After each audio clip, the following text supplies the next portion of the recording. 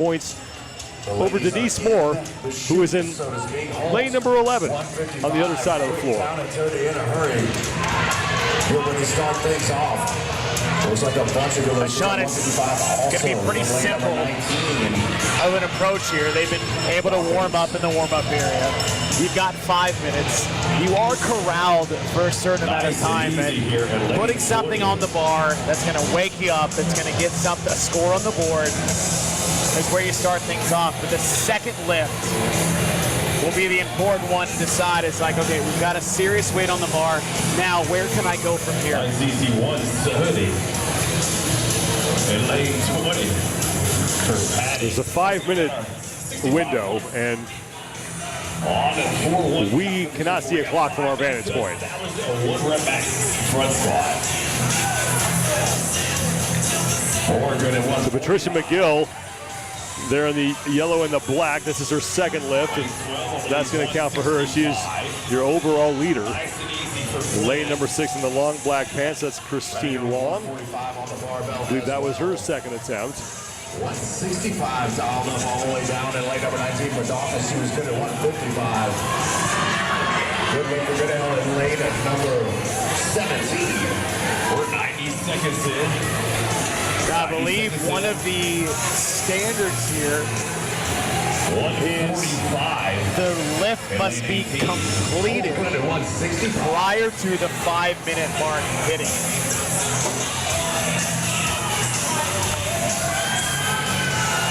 We're working our way through that 5-minute We got 5 minutes. window here. More athletes are lifting down there on the right side of your screen. That's lane number 1. That's Patty Bauer.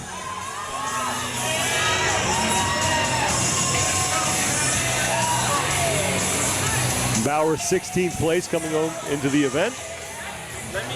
Next to her in lane number 5 in the long black pants and yellow shirt, that's Geraldine Treherne. And in lane number 3, unloading her bar in the white shirt and yellow shorts is Betty Schaefer. Down at lane number 3.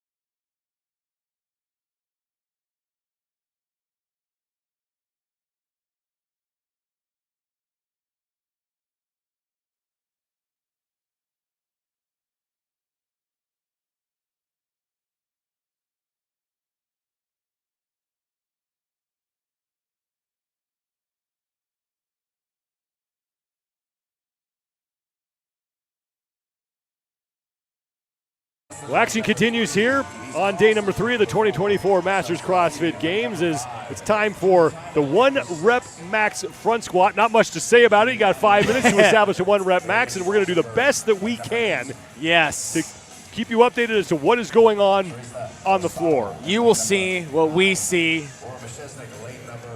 and you get to guess along with us. As we'll try to see what weights these athletes get on the bar. And we've had a speed strength test, but this will be that max strength test. Well, here's one thing I will tell you. Lanes 10 and 11, those are your top 2 athletes. Odd-numbered lanes will be on the right side of the floor. You're looking at the even number lanes. And lane 10 is your overall leader. That's Lori Mashiznik. She has 576 points, but she's only 3 points up on Betsy Vanderbaugh, who will be in lane number 11 on the other side. So we'll try to keep an eye on those two as far as the battle for the top spot in the overall standings is concerned. And pretty incredible how close it's been for the number of events they've already done. As you said, to that 3-point separation.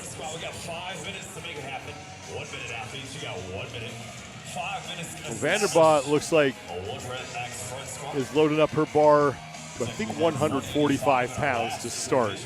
That is a total guess. We'll be doing a lot of that today. And Lori Mashiznik. This is the closest to the pin challenge today, Sean. I think we got about 180 on the bar for her in lane 10. Lane 11 for Vanderburg. At 145 on the bar. And you're looking assuming at these her are right women's now, bars. which I believe they are.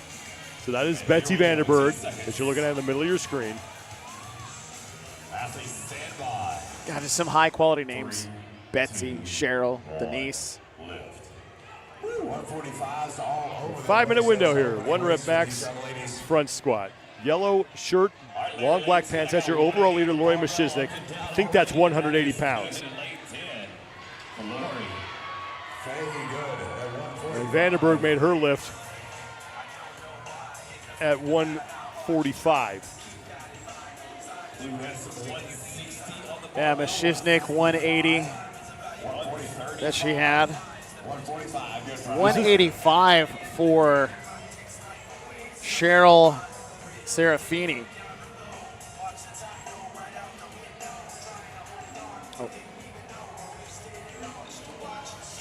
And lane number 6 in the white top, yellow shorts, blue knee sleeves. That's Cheryl Serafini.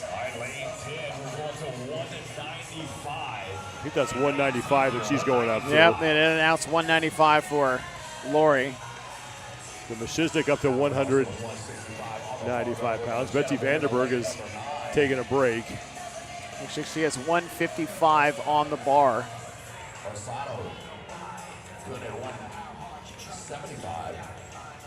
Pretty simple standards.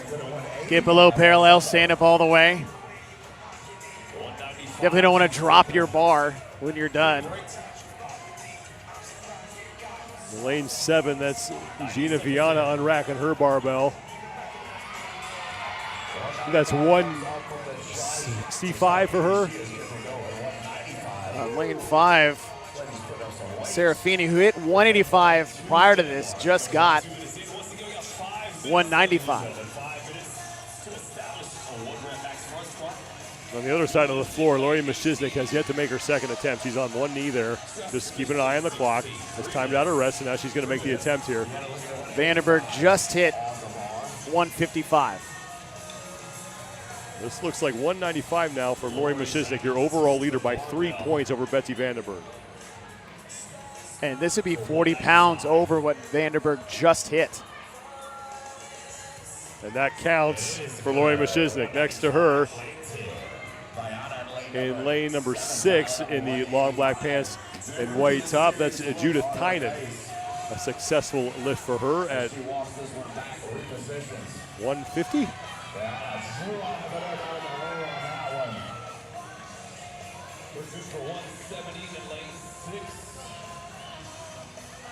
And in lane 5, front and center, is Cheryl Serafini. Looks like 200 on the bar, which would be the heaviest we've seen so far. Well, Serafini, 11th place overall. Her best finish was in event 4 when she took 2nd place, and now going after 200 pounds unofficially. I'm going to say that a lot, unofficially. Unofficially. And the word of the day is 200 is good, though.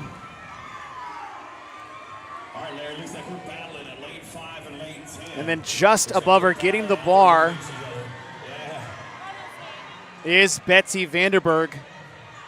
And she has 160 on the bar with 90 seconds remaining. And she trails Lori Mashiznik for the overall lead by 3 points. She's in the yellow and black and not able to get that lift. So Mashiznik is going to widen her overall lead here. She's already beaten her in the event. And she has 200 pounds, does Mashiznik, as we have 1 minute left in the 5-minute window.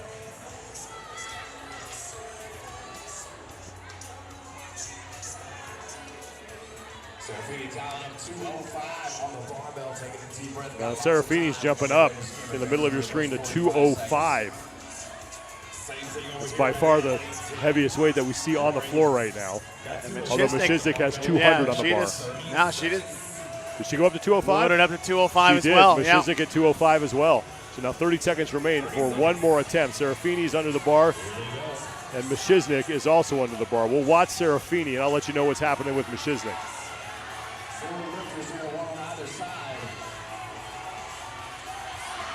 Oh, and Mashiznik is going to get it. And Lori Mashiznik stands that up. She's going to win the event with that lift. It's going to be her 3rd of the competition. And she's going to put some significant distance between herself and Betsy Vanderberg for 1st place. So the 60 to 64-year-old women are done. The 50 to 59-year-olds coming up next. 2 heats for them here in the 1 rep max front squat.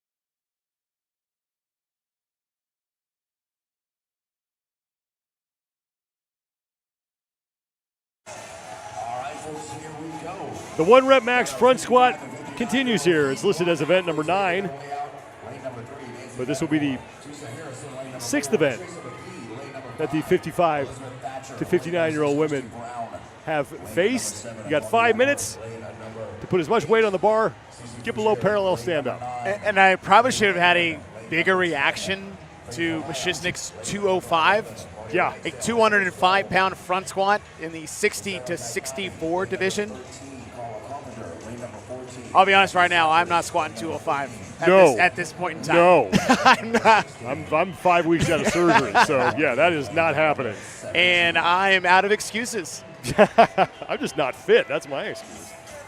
The first of 2 heats here for the 55 to 59-year-old women. And we're going to do the best that we can to keep you updated as to what is going on the floor. You're looking at the even number lanes. Those are on the left side of the floor, and then the odd number lanes will be on the right side of the floor. Now, there is a cut looming at the end of the day here for these divisions. We're going to cut down to 15 athletes. in the 55 to 59-year-old division. And right now it is Faith Ohaya at 356. Oh, here, look how close this is. 356 is 15th. 358 is 14th. And then below, 351, 345, 344, 342. So between 15th place and 19th place is just 14 points. First of 2 heats for the 55 to 59-year-old women. And all these women are actually in this heat together, so. It's like 175 pounds. 185. 185 Yeah, is the top lift 185. on the floor right now. That's over in lanes 4 and 8. And then we might have 200 on the bar to start. Well, lane in 12. Claudia Ragsdale in lane 12. She's at the right of your screen, the long black pants and the white tank top. Opening up with what looks like 200 pounds. That would be the biggest lift on the floor right now. A lot of these women right around 185 to 200 pounds. So Ragsdale, no problem. That'll do. Okie dokie. That'll be just fine. So Ragsdale with 200 pounds, your leader on the floor right now after 1 attempt. I need 2 checks, John. I need a weight check of those actual plates, and then a birth certificate check. And we talked about a single. I believe we have a whole nother heat. Ragsdale. 55 to 59-year-old women's division here at the 2024 Masters CrossFit Games. Looking to add some points to her total as she is in 18th place overall with 344 points. So right now on the wrong side of the cut line.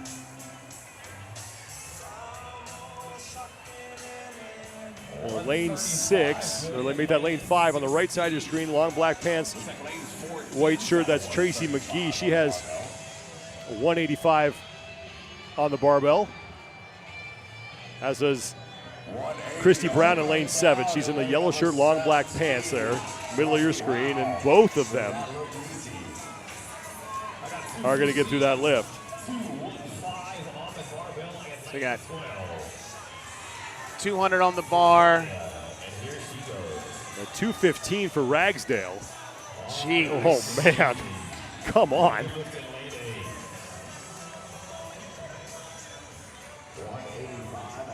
So a couple of 200-pound lists, but yeah, that 215.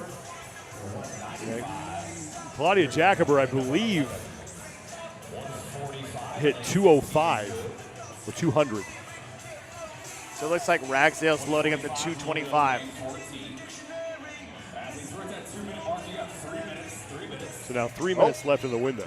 I take it back. She's adding more weight to the barbell.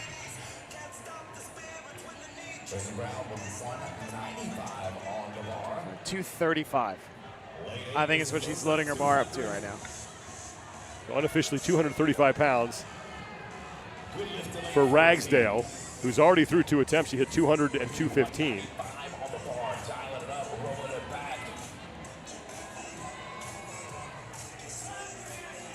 Lane 5, Tracy McGee.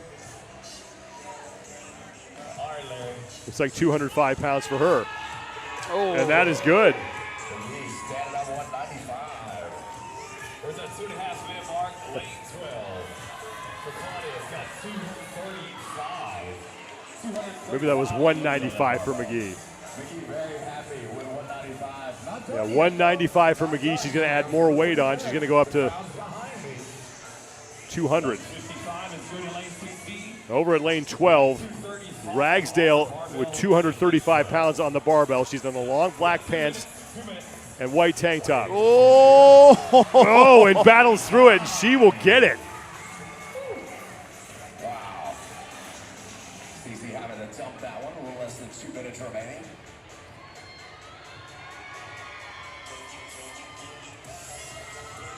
Well, 90 seconds to go here. We got 185 loaded on the barbell. Walking again at 195. Dialed it up to 205. Not done yet. 90 seconds. 90 seconds. And we'll see if Ragsdale goes for another lift, because right now, she's going to add 5 pounds to that total. It looks like she needs to go up to 240 pounds. Holy. Tracy McGee, meanwhile, has added more weight to her bar. I think she's up to 200 now. And the only reason why she should is because this is the first heat. And McGee is going to hit it.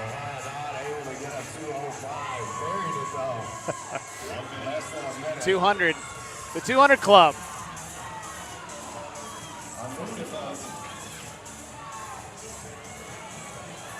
Claudia Ragsdale is getting ready to go after 240 pounds. This is her 4th attempt. Long black pants and white tank top, right side of the screen, and not able to get it. But 235 for a woman in the 55 to 59-year-old division. And here I am getting tired standing. Yeah, that's right. And now we're seeing athletes start to go after the weights that they really would like to get.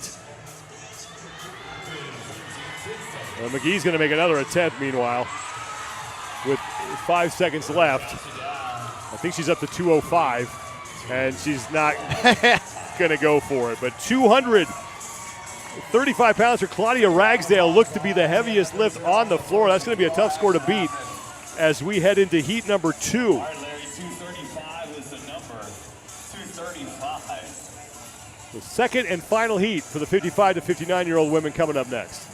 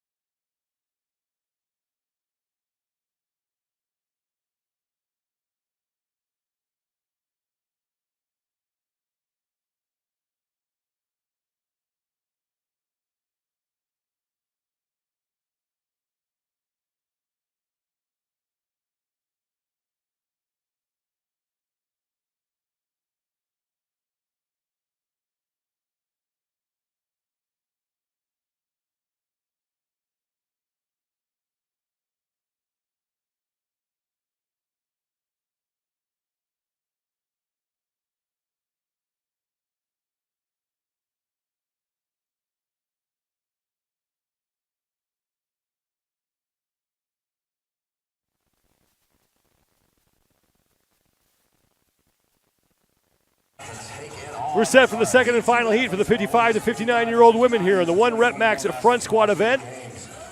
The 7th event that this age group will face.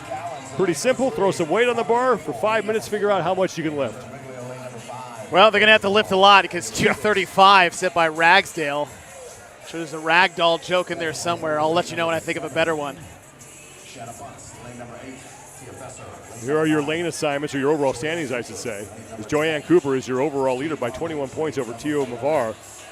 And Tia Vesser currently sits in 3rd place, as Shanna Bunch and Rose Wall are tied at 447 points, just 21 points out of one of those podium spots.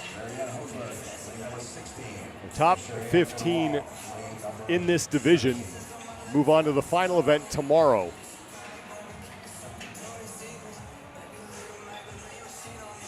The 235 pounds from Claudia Ragsdale. That's so much weight. Just Athletes will have 5 minutes to establish a 1 rep front squat max. that's your score to beat. So right away, we're seeing some women go up to 175. We got 185 on the bar a little bit, 175. So about the same range that we saw in the first heat. Now, lane 10 is your overall leader, Joanne Cooper, and she has 185 on the barbell. She's there in the black shorts, white shirt. She's talking to her judge, and the pink weight belt, white and green shoes. Got 195 on the bar over here in lane number 9. It looks like that's being dropped down to 185 with Tia Vesser. So 195 now. Yeah, Top weight on the bar as you take a closer look at Joanne Cooper, who's your overall leader with 540 points. Making her 6th appearance at the CrossFit Games. She's qualified 6 times, didn't get to compete in 2020. Her best finish was in 2021 when she took 2nd in the 50 to 54-year-old division. Yeah, 2 185s. One in lane number 10, Cooper. The other in lane number 9, Tia Besser. 3, 2, 1, lift. All right, folks. Besser is left center of your screen. She's in the white shoes, white top, black shorts. She has 195 pounds on the bar, as does Joyanne Cooper. And Cooper gets through her lift. And Besser's through her. So 195 now, the top lift that we've seen. 40 more pounds to go. Yeah.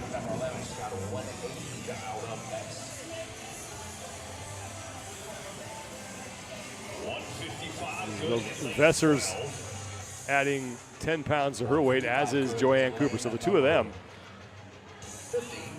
look like they have the heaviest weight on the barbell.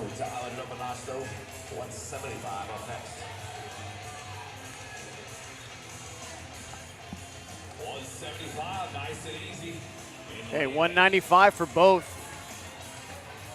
Going pound for pound at the moment. Like Besser's to the bar first. So Besser has got it at 195. Joyanne Cooper on the right side of your screen hits her lift. Now Cooper's a bit quicker out of the bottom of the hole, standing up all the way. Besser, though, still solid, so she might be slower, but you don't see any movement in the upper body. Sometimes you see when athletes hit their max weight or max strength is that spine or will start to flex a little bit. Well, back in lane 16, she's on the right side of your screen. White tank top, black shorts, black knee sleeves. That's Marianne Holberg. And she's going up to 195.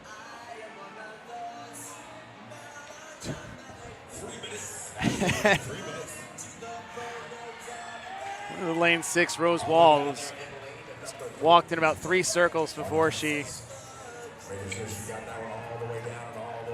Shanna Bunce in the middle of your screen. That's it. 195 for her. That was the easiest 195 I've seen out here. The 195 still the top lift that we've seen. Now, I think this is 215. I think they threw on another 10 on the outside for Joyanne Cooper. Now Cooper's going to hit that. Now And Besser misses hers. So we'll call that 205.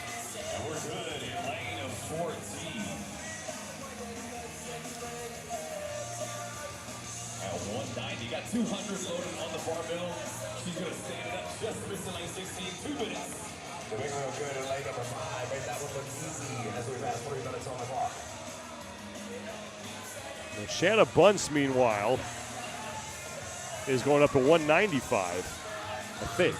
205. The 205 for Shanna Bunce.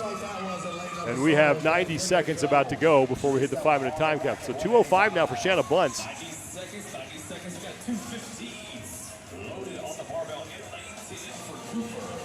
So 205 for Bunce. Oh, nice. Got it. Wow. Cooper's going up to 215. Joyanne Cooper, right side of your screen. White tank top, pink weight belt. She's got the white knee sleeves on. Taking a look at the clock, making the most of her rest here. Down in lane number 6, Rose Wall. At 195. 195 is good for Rose. We're trying to find other big lifts going on. Now back. Now Cooper's getting set for her next one.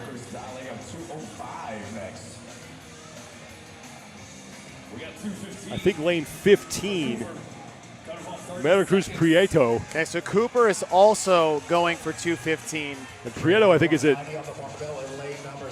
210. Or 205 for her. So 215 for Joyanne Cooper is going to count.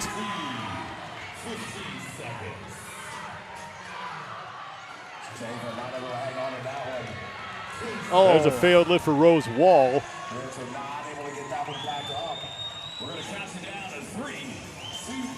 But it looks like the heaviest lift out there was 215. That means that Claudia Ragsdale is going to pick up the event win with a lift of 235 pounds. I'm still trying to check the age division we're currently sitting in. No doubt with about that weight on the Impressive, barbell. impressive lifts here for the 55 to 59-year-olds. 215 coming out on 55 to 59 division tackle. A bit 9 on floor. So we'll take a break. 3 of the 2024 Masters Coming up next, looks like we have the 65-plus men. So the 65-plus men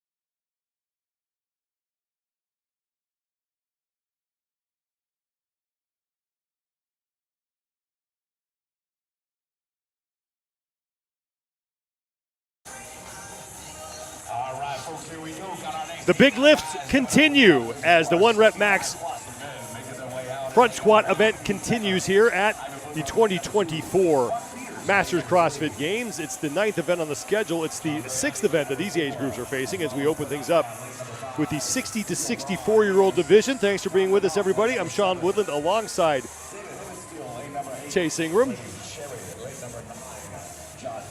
1 rep max front squat, and we just we're busy picking our jaws up off the floor because we just saw a 70-plus male athlete front squat 245. I'm a little discombobulated because we're the 65-plus right now. I skipped the division, I think because of what I just witnessed. But you got 5 minutes to throw as much weight as you can on the bar. Squat at once. John George is your overall leader coming into this event. He has 555 points. He's 12 up on Freddie Cherry. Dan Brannigan currently occupies the final spot on the podium, but he's only 6 points up on Dan Miller, and David Hippensteel is well within striking distance for a top 3 spot as he sits in 5th.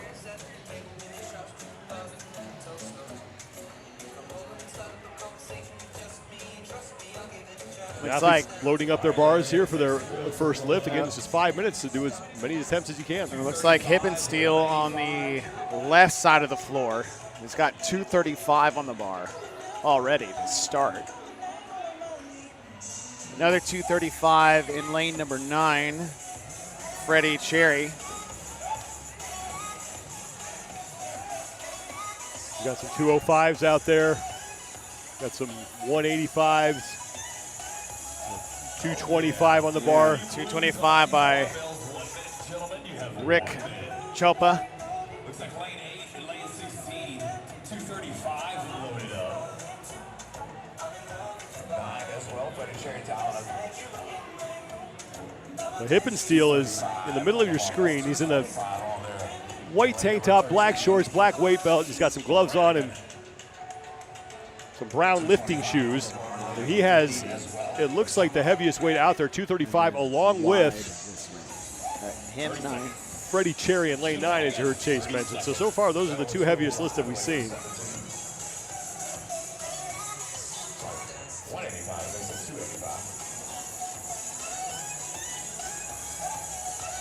So we got 2 athletes going for 235. Hippensteel is one of them.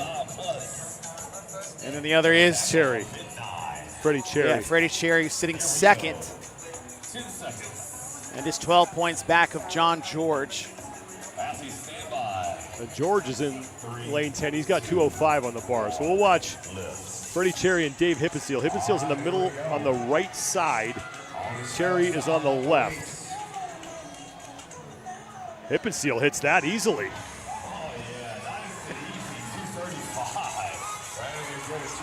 Hey, Hippensteel will nail that. And that's good for Cherry. 235, the heaviest lift that we have seen so far. We'll see where Hippensteel goes. He's going to add. Looks like he jumps to 260. No, sorry, 250. Yeah, 250. 250 for Hippensteel. We'll see where Freddie Cherry goes. And meanwhile, overall leader John George looks like he's going up to 235.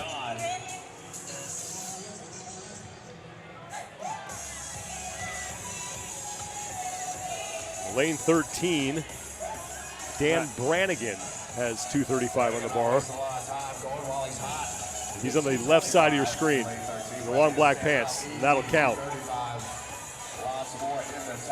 And I think Hippensteel's changing, and he actually has 250. He just added 5s over the 2.5s. So that is 260. That's a sneaky move you'll see some competitors do. They hide the smaller weights. Well, here goes Hippensteel. Middle of your screen, and that lift is good. 45 on the bar as well in lane number 15 for Rick Chapa. Left side of your screen, Rick Chapa's got 235 on the bar. He's on the left in the yellow shirt. It was meant to be lots more to go there. That'll make it interesting. And that one counts. So Hippensteel just hit 260. Cherry is going for 245. And again, Cherry is only 12 points back at John George for first place. John George is on the other side of the floor from Cherry. George has 235 on his bar. Failed rep there in lane number 5 for Osvaldo Tubanamba. Looks like Tom DeNolf on the right side of the floor is working up to 235. Steve Becker in lane 1, right side of the floor. He hits that lift. That's 205 for him.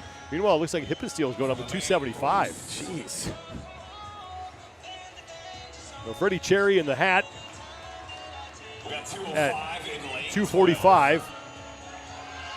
That will count for him. And then in lane number 7, that was Tom DeNolf at 230. Or 235. For 235 for DeNolf. Meanwhile, Hippensteel at 275 will hit that. Jeez. A monstrous lift for David Hippensteel. He's your leader right now on the floor. We'll see if he adds anything to that. We still have plenty of time here. John George, 235 is good for him. So he's hanging close to Freddie Cherry, the man who's right behind him in the overall standings. The Cherry is reloading his bar. He's got, it looks like he's going up to 245.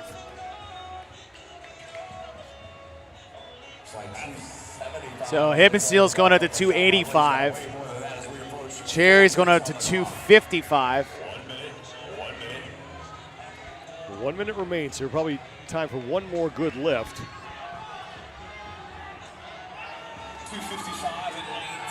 Now they have to finish the lift before the 5-minute time clock. So lane 10, your overall leader, right side of your screen, just unracking his barbell in the white shirt and black shorts, is John George, and he's not going to be able to hit that lift. David Hippensteel's ready now for 285 in the middle of your screen. Oh. And Hippensteel is just holding the bar in his hands. He can't get in that front rack position, so he just holds it.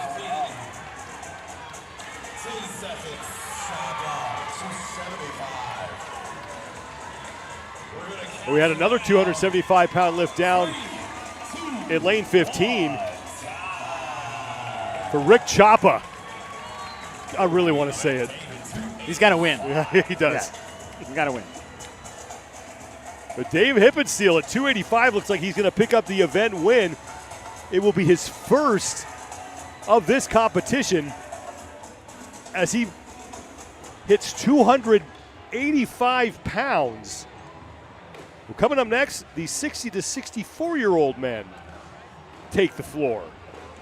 280.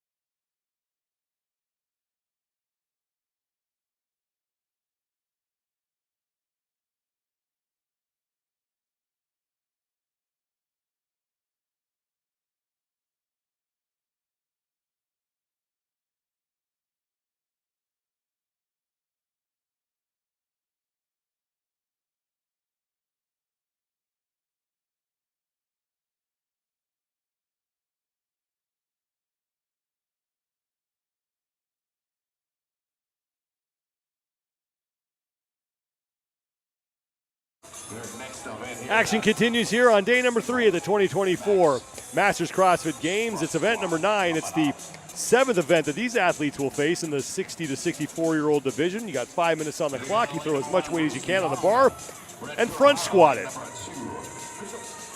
First and only heat for the 60 to 64-year-olds taking the floor. The overall standings coming in as Joe Ames atop the overall leaderboard with 585 points. David Powell solidly in second place. And Stuart Swanson is just 3 points up on Peter Harvey and 9 clear of Tom Famery, as Swanson looks to hang on to that third and final spot on the podium. And we have seen some gigantic lifts so far. David Hippensteel in the 65 plus, 285 pounds. I've known to possess a small amount of fitness in my days, but 285 was never just a casual feat for me to do. In fact, it took quite a bit of psyching up, maybe every accessory known to man, belt, knee sleeves, throw on an extra belt to even get that. And the fact that he just put that up in 5 minutes only. And was more or less gripping it while he was doing it. Yeah, I mean, who knew you could get a great arm pump while doing a front squat? Joe Ames, who is your overall leader, will be in lane number 10. He is loading his barbell in the white tank top, the yellow shorts, and the black knee sleeves, right center of screen. And the man immediately behind him in the overall standings is David Powell, and Powell will be in lane 11, so on the opposite side of the floor from Ames. And we'll also keep an eye on Stuart Swanson, who will be in lane 13. So 245. Oh my, okay. Lane, hold on. I had to do a double check. That's lane 5. That's Mike Fry. That's 295. Right in the middle of the screen is going to open up at 295 pounds. Oh my. These are these 60 to 64-year-old men. I don't know what else to say. 295, and I think there's another 295 in lane 11. There is. David Powell. So David Powell in second place. They're going to make up those points that he is trailing Joe Ames by here. So you got Harvey in the front in the white and black, Powell in the back in the yellow and black, both going for 295. Oh, and you're a jerk. Easy for Powell, and same for Fry. I'm no longer cheering for you. Not that I was cheering for you to begin with, because I'm not supposed to, but okay.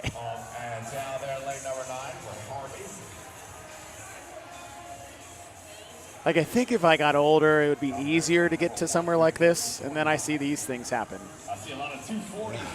So 295 so far, the heaviest lift from Mike Fry and David Powell. And we'll see where these two go next.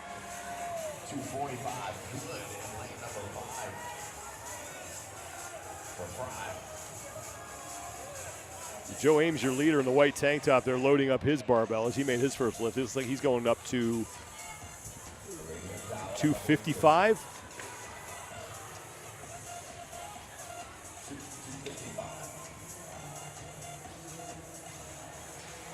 $255 for Ames. We're just over 1 minute in. Just over 1 minute in. Bob Bennett in lane 8. Looks like he's loading up for 250. And meanwhile, David Powell, who just hit 295, he's up to 315. Powell's got 315.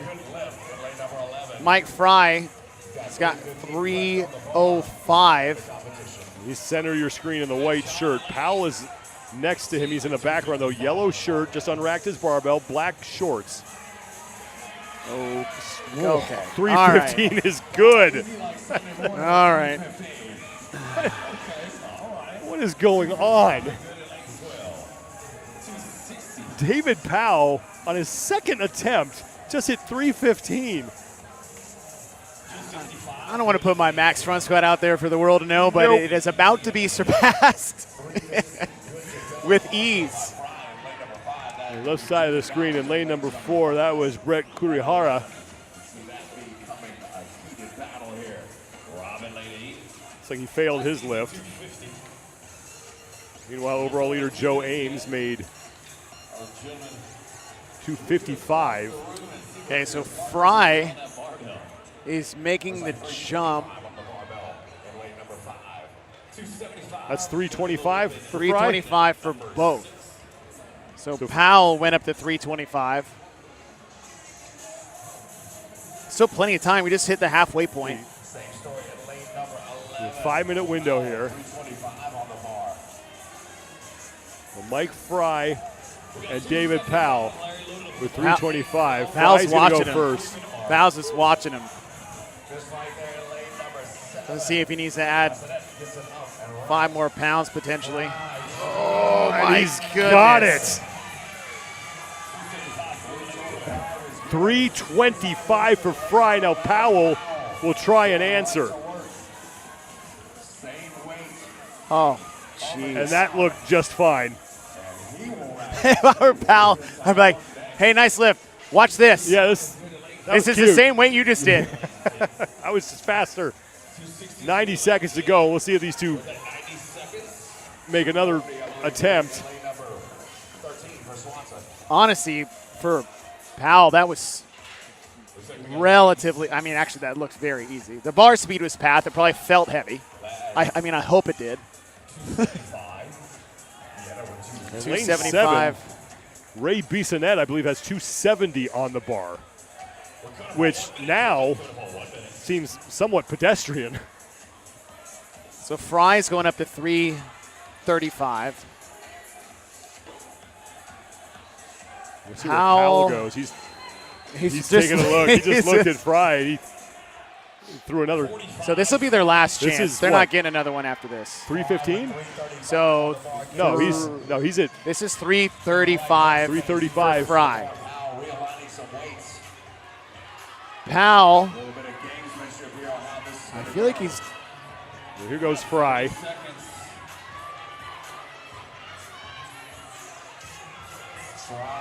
And won't get it. Okay.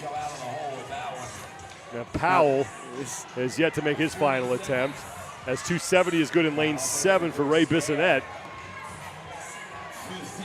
So Here goes 335. Powell, 335. This would be for the event win. Oh, just had it. So we have man. a tie at 325 between Powell and Fry. What a show those two put on here.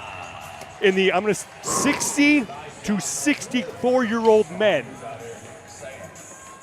Listen, they.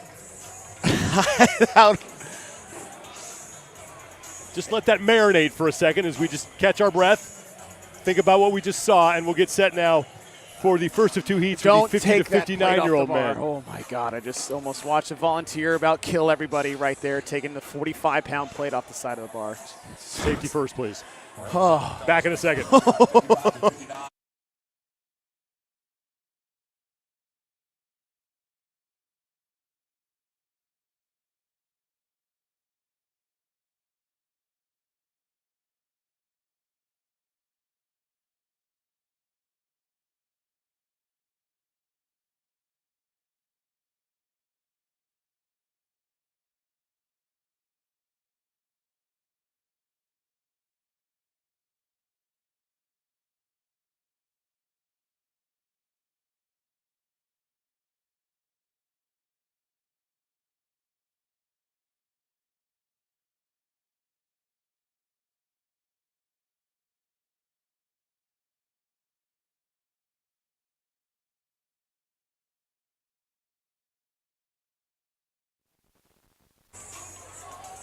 The 1-rep max front squat rolls on here. It's event number 9 at the 2024 Masters CrossFit Games. It's event number 7 for the 55 to 59-year-old age group. You have 5 minutes to establish a 1-rep max front squat. And we just saw some monstrous lifts from the 60 to 64-year-old group. 2 men putting up 325 pounds. So I can only imagine what we're in store for here with the 55 to 59-year-olds. Man, dad strength is a real thing. It has eluded me with my past 2 children. I don't know if I need a third. But desperate time, Sean. I am desperately trying to improve my strength, and that might be the avenue I need to go down. Well, here are the lane assignments for this first of 2 heats. Now remember, we're cutting down to 15 athletes in the 55 to 59-year-old division, and we only have one event remaining after this until that cut is made. So you need to be 15th or better in order to make it into the final event on Sunday. It's like 295 getting put on the bar for Marcos Yamada. And I would really love for these athletes to not just load one side of the bar first, please. Just for my general health and safety from having a heart attack watching you guys load your barbells. Well, Marcos Yamada, as you mentioned, that's 295 for him to start. 295, 275 up to his right in lane number 7 with Andy Byron. 275 in lane number 6 for Craig Edney. But it looks like 295 is the heaviest on the floor. Got a couple of 275s and I think a 285. 285 looks like Mark Sewell. Wonderful car dealership, by the way. Sewell, Dallas, shout out. Shout out to Lexus. Got it for a free car. Listen, man, I'm just. It's been a long day, guys, and we're just watching people do front squats with only our imagination and the ability to look at colors to assign weights.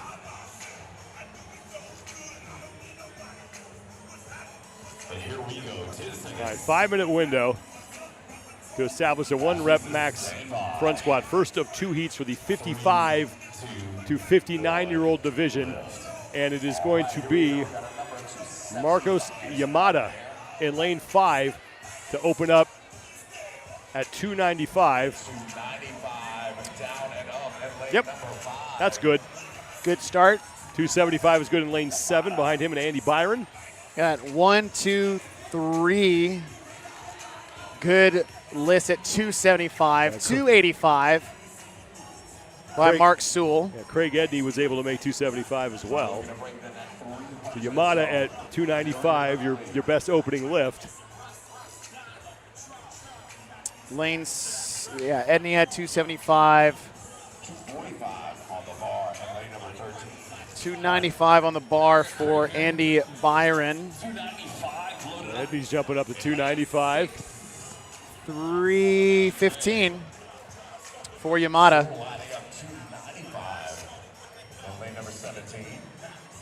295 going on in lane number 7. You mentioned that for Byron.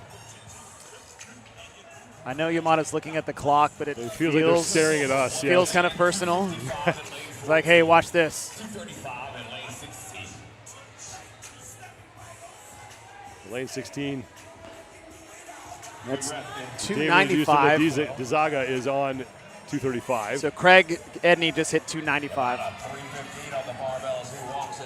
That's a second lift for Edney, and now we'll check out Yamada's second attempt. This one is 315. That actually looked better than the 295. So Yamada's still your leader. Edney's got 295 in the books. Ooh. And a failed lift at 7 in lane 7 for Andy Byron. That was 295 an attempt, for him. Yeah. Now you can go down here. There's no rule against that. The problem is that once you drop your weight, you got to get it back up. I'm trying to see top left. It looks like 295 as well for Sewell. There's the very far left side of your screen is Sewell at 295. Ooh. Man, got stuck but gets out of it. So Yamada's going up to 325. Edney in lane 6 is moving up to 305. He's the man that is just standing there looking at his left in the yellow shirt and black shorts. And he and Yamada right now are battling for first place in this opening heat for the 55 to 59-year-old men. So 325 now on the bar for Yamada. 2 minutes remaining. We got a 5-minute window here. See, 295 on the bar for lane 13, Jay Sanderson. 270 in lane 14. Bob, and here he goes. So Edney now Yeah, nice and easy. at 305. Edney at 305. Police backs this one up. Down and up. Good lift in lane number 9 for Alba Police. Oh, not able to get it.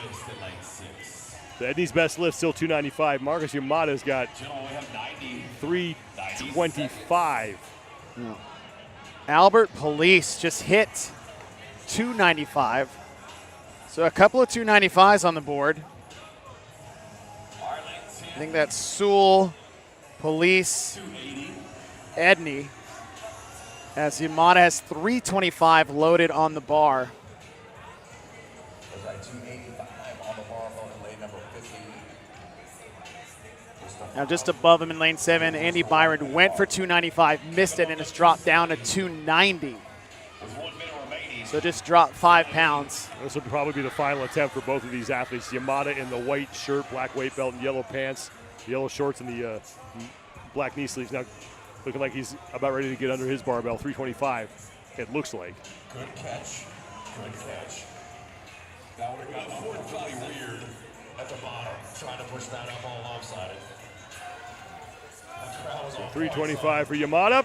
Not going to happen, but 315 is still good. He still has the lead here in this opening heat. And we're starting to see some failed reps as athletes are now going above their max. I think that's 300 in the top left corner of your screen for Sewell.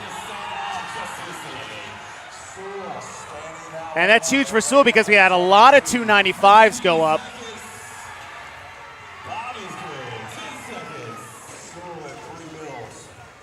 And I think that was Albert Sanderson. Police that we just Was saw. that Police? No, I think Sanderson in lane 13 just hit 305. We had a big lift too from Police, who's on the left side of your screen. Weights were hit. But regardless, Marcus Yamada, I believe, has the best lift at 315. He's going to take the heat. That'll be the top lift going into the second and final heat. And that's coming up next here as our coverage of the 2024 Masters CrossFit Games continues.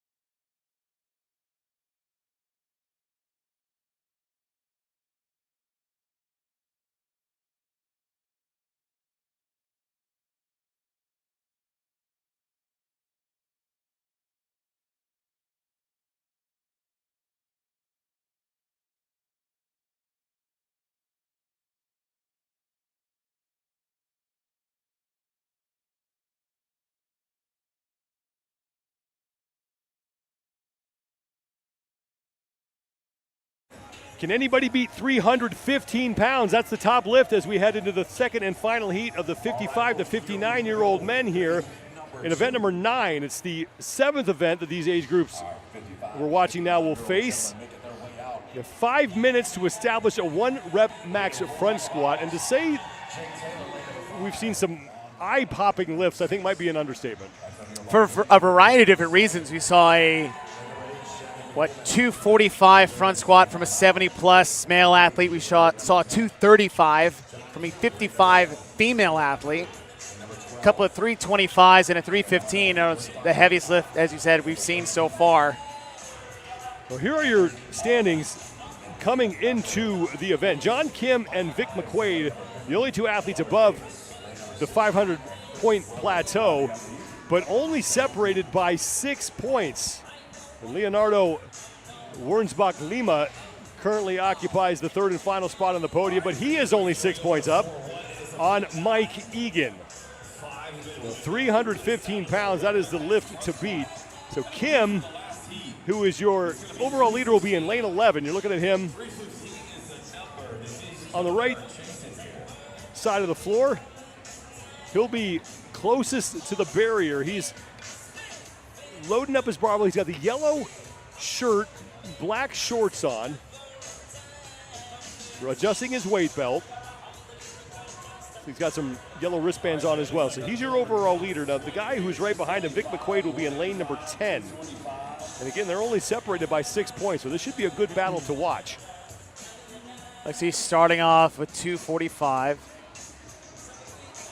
Got a 295 in lane number 5 with Jake Taylor.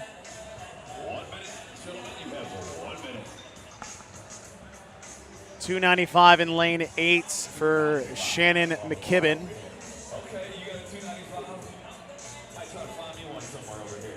Like any guy named Shannon or Courtney are usually just very strong human beings. Yeah, and it's more maybe just a product of growing up with that name, and you're like, okay, well, I'm just going to have to be a strong, brutish human being, and it usually works out really well in the end.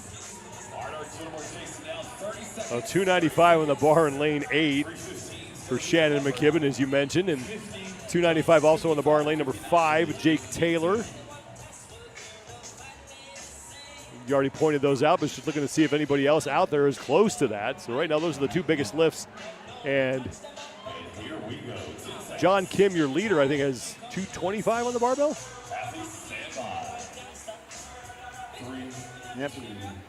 Yep, Kim opening at 225.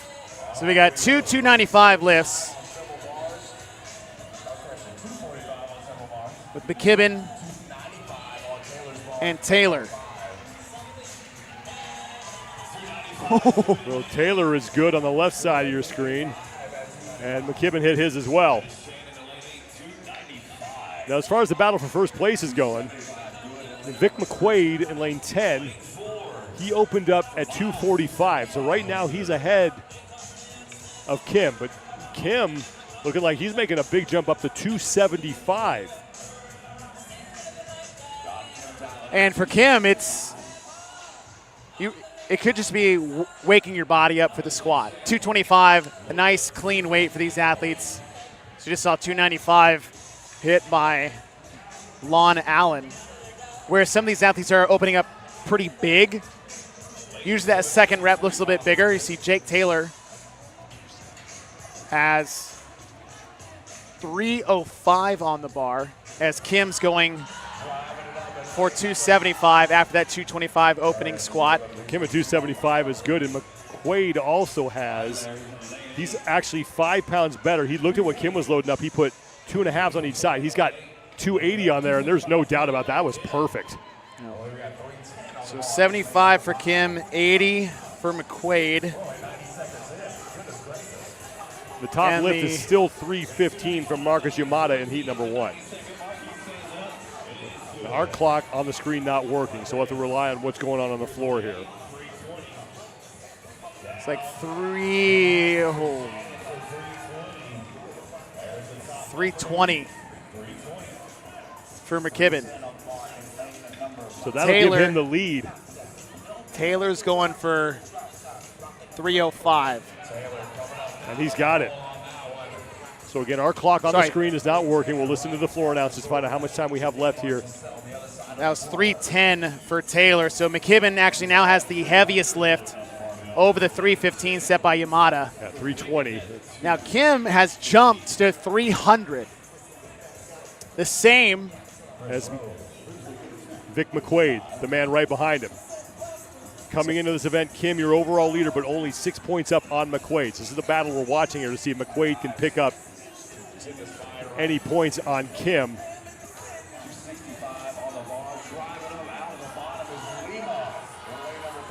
So lane 13 looked like an even 300 for Leonardo Wurzbeck Lima. Okay, so Kim's going for 300 in the middle part of the screen. And he'll make that, and McQuaid has yet to get under his barbell. You're looking at him on the left side of your screen. And McQuaid needs us to stay with him. He is 6 points back on the leaderboard, and that looks pretty good. He actually looks a little bit better than Kim does. So we'll see where they jump, because we're about probably 2 minutes left to go. Time for maybe 1 or 2 more attempts, depending on how ambitious you want to be here. So Jake Taylor in lane 5 is 320 on the bar. McKibben in lane 8's got 330 on the bar. He just hit 320. He currently has the heaviest weights as Taylor's trying to match him. Kim is loading up his bar to 320 as well. Here goes Taylor now. So this for is 320. This would be the tie for the lead right now.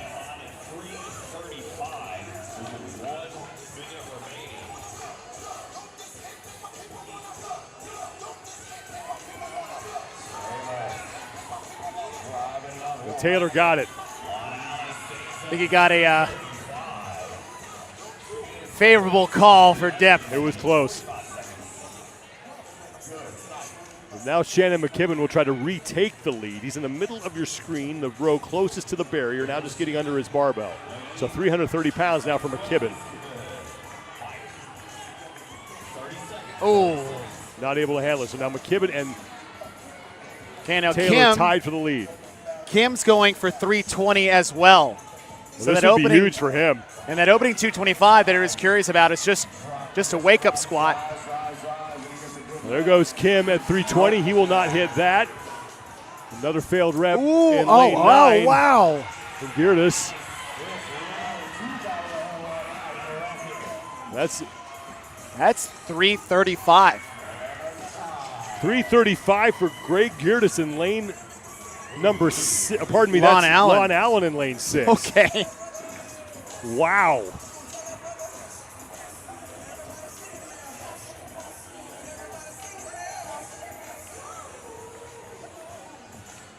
So 335 pounds for Lon Allen. Looks like right in the end, getting inside the buzzer to win the event. And that's big for Lon Allen because he was 14th place overall coming in. That's going to get him very clear of the cut line with one event remaining before we make that cut for this age group.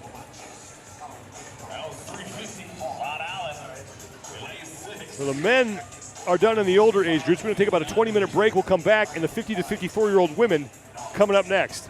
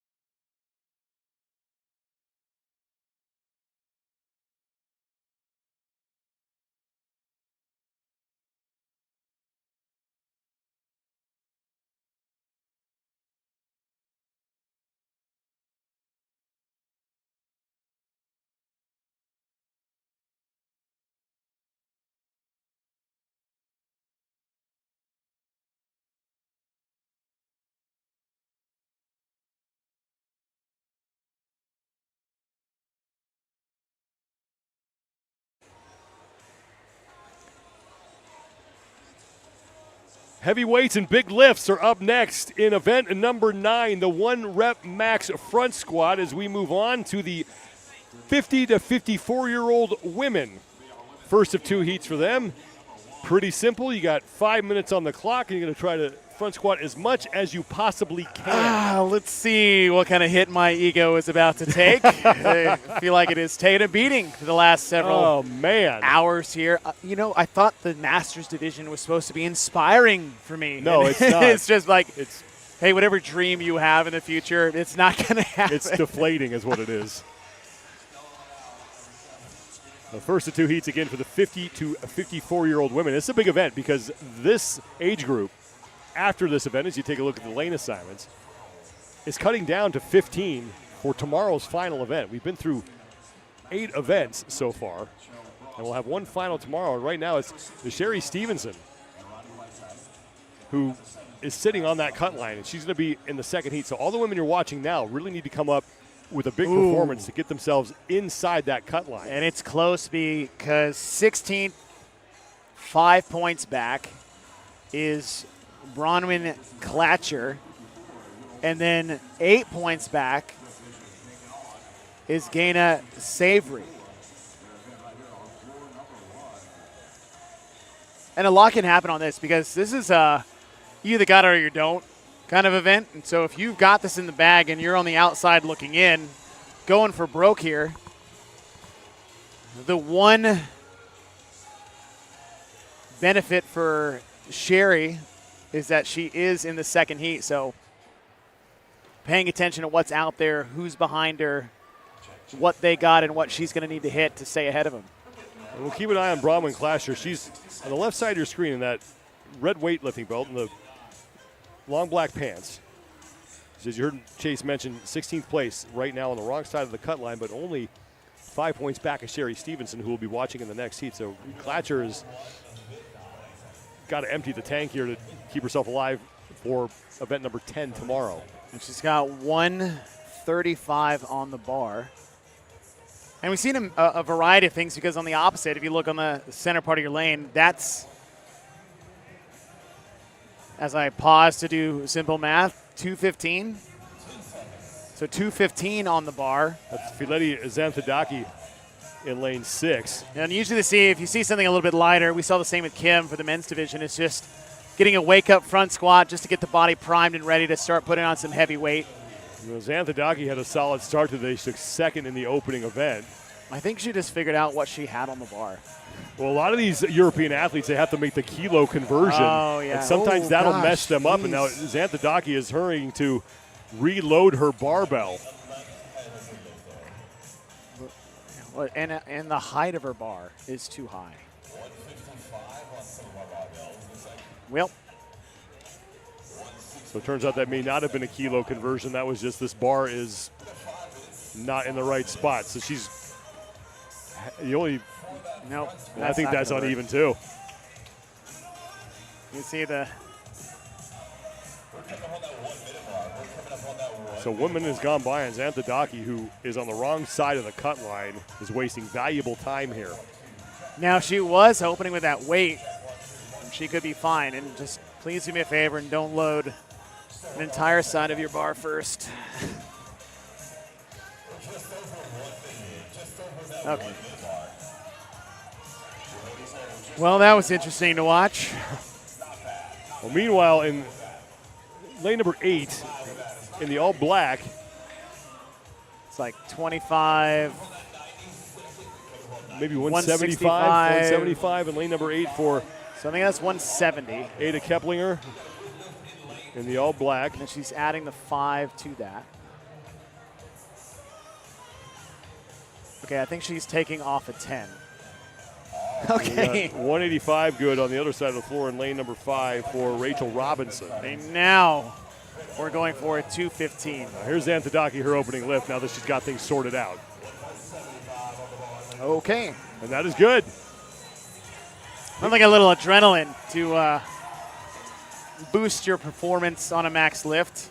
Well, 215 now, the top lift that we've seen from Xanthidaki, who needed a minute to get her equipment sorted out. And meanwhile, we have Rachel Robinson in lane 5 as you take a look at Ada Keplinger on the left side of your screen.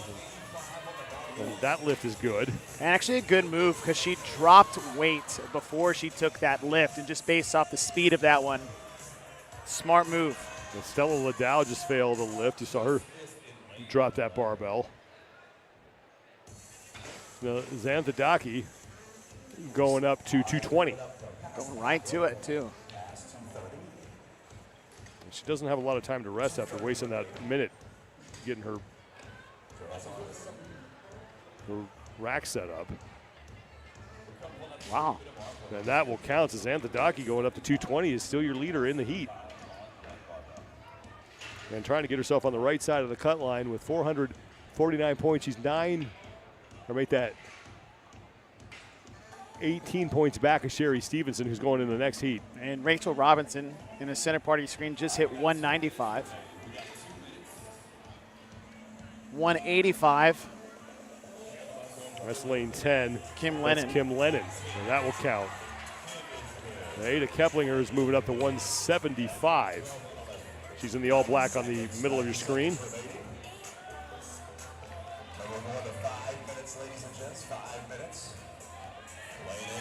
Come on. And she got stuck. I just saw Cindy Hinkle hit 195. And Robinson's going up to 205. 225 for Xanthadaki with 225. As we have now just a minute left.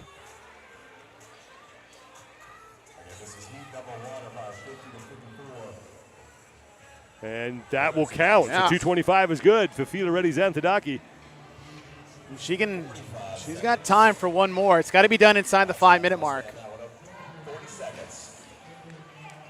2:05 for Cindy Hinkle. And then lane number 5 in the white and the black, that is Rachel Robinson. She has 2:05 on the barbell. And that will count. So she'll get that. Hinkle missed her lift. Xanthadaki's going to make another run here. It looks like 230 pounds. Not able to get it, but 225 is good for Xanthadaki. That still looks like it's the top lift that we've seen here as we're in the final seconds of this 5-minute window. And that's it. So good effort from Fila Reddy Xanthadaki, who needed that minute in the window to set up her equipment. And she was at 449. Yeah, 18 points out. I mean, that is nothing. Especially if you can get 90 plus, I mean, even a top 3 finish. Well, the woman that she is chasing, Sherry Stevenson, will be up next in the second and final heat for the 50 to 54-year-old women. So coming up.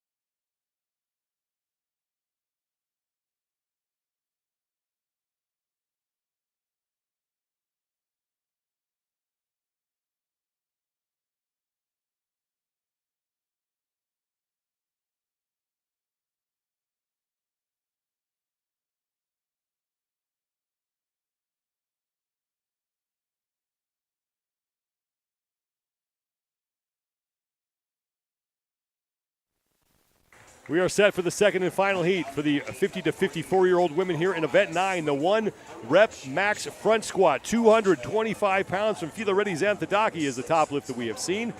5 minutes on the clock. It goes quickly to establish a 1-rep max front squat. Your overall standings coming into this event.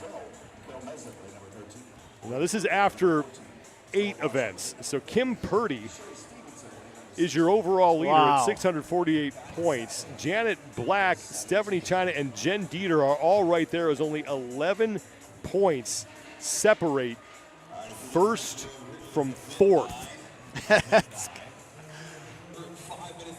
647, 644, 637. Wow.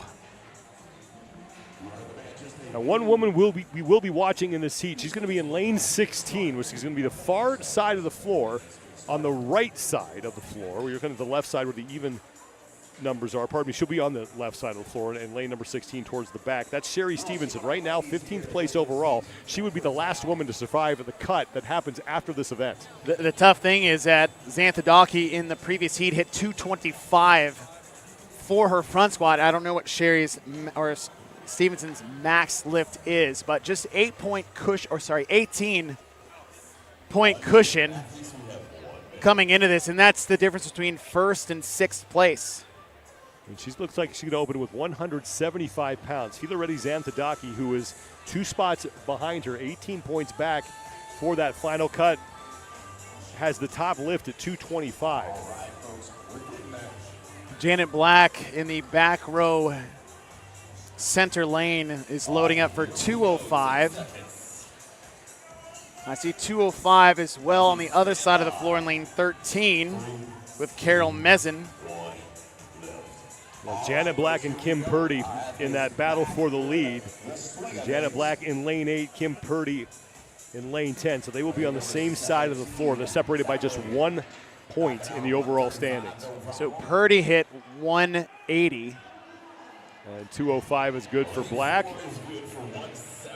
The 215 in lane 12 is good for Tia Gebby. Lane number 15, Stella Barton, 145. Ida, 165. And in lane 16, Sherry Stevenson made her lift at 185. Stevenson on the right side of your screen, long black pants, pink knee sleeves, and the white shirt.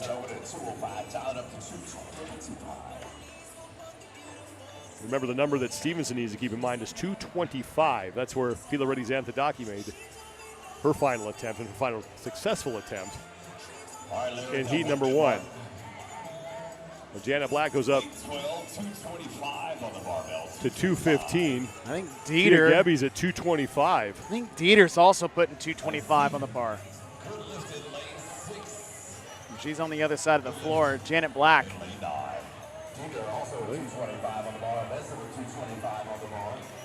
Carol Mezen, pardon, has 225 on the bar.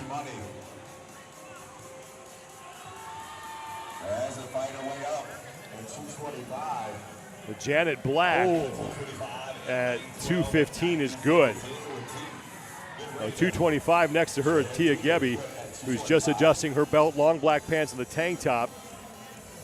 Right center of screen. So Dieter just hit 225 on the other side of the floor.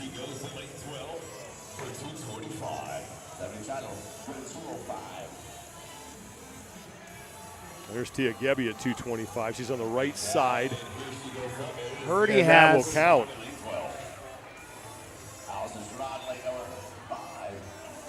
It's like Purdy has 205 on the bar. Well, Janet Black only trails Purdy by a point right now. So whoever wins this event is going to wind up with the top spot in the overall standings between the two of them. 225. 225 for Janet Black. Right side of your screen, center of that box on the right, in the white top and long black pants.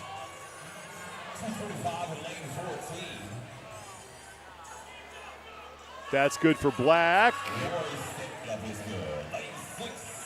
And 205 is going to be good for Purdy. So Janet Black winning that battle. Meanwhile, Stevenson checking in on her. Looks like she has 195 on the barbell.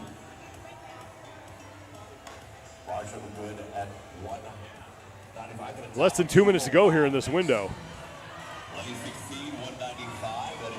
Shannon Schlifford has hit 195.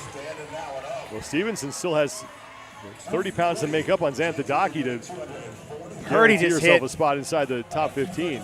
Purdy just hit 240. So now Purdy, you mean Dieter? Sorry, Dieter. Dieter yeah, just hit 240. Dieter just hit 240. Now Tia Gebby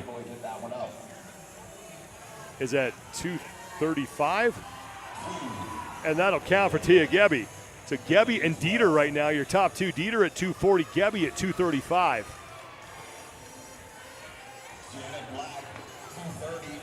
Janet Black at 230. And that is good for her. And she's in the middle of the screen now. And in the yellow tank top and long black pants, that's Kim Purdy. She's your overall leader.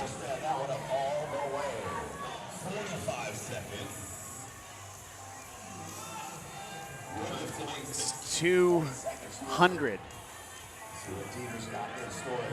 Purdy's got to make this. She's not going to get it. So Janet Black looks like she's going to overtake Purdy for the top spot on the leaderboard heading into the 10th and final event tomorrow. Well, Dieter is only 10 points behind Janet, and she just hit 240. So Dieter is gaining points on Janet. And we only had 11 points separating first from fourth coming into this event. It could be even closer going into the final event tomorrow. So final seconds. And taking a look at Stevenson's bar, I don't think she equaled Xanthadaki at 225. Remember, Stevenson was in that 15th position in the right on the final cut line, and we had a lot of big lifts in there. Yeah, we had a 25, a 205, a 25, a 40. Well, Xanthadaki had to make up 18 points, so it's going to be close. But some of those heavier lifts were above Xanthadaki as well. So it's how many people got between that 225 mark and Stevenson's weight. Because if it's less than 6, she'll may squeak in. Yeah. The 50 to 54-year-olds are done. Quick break coming up. The 45 to 49-year-old women take the floor here as event number 9 continues from Birmingham, Alabama.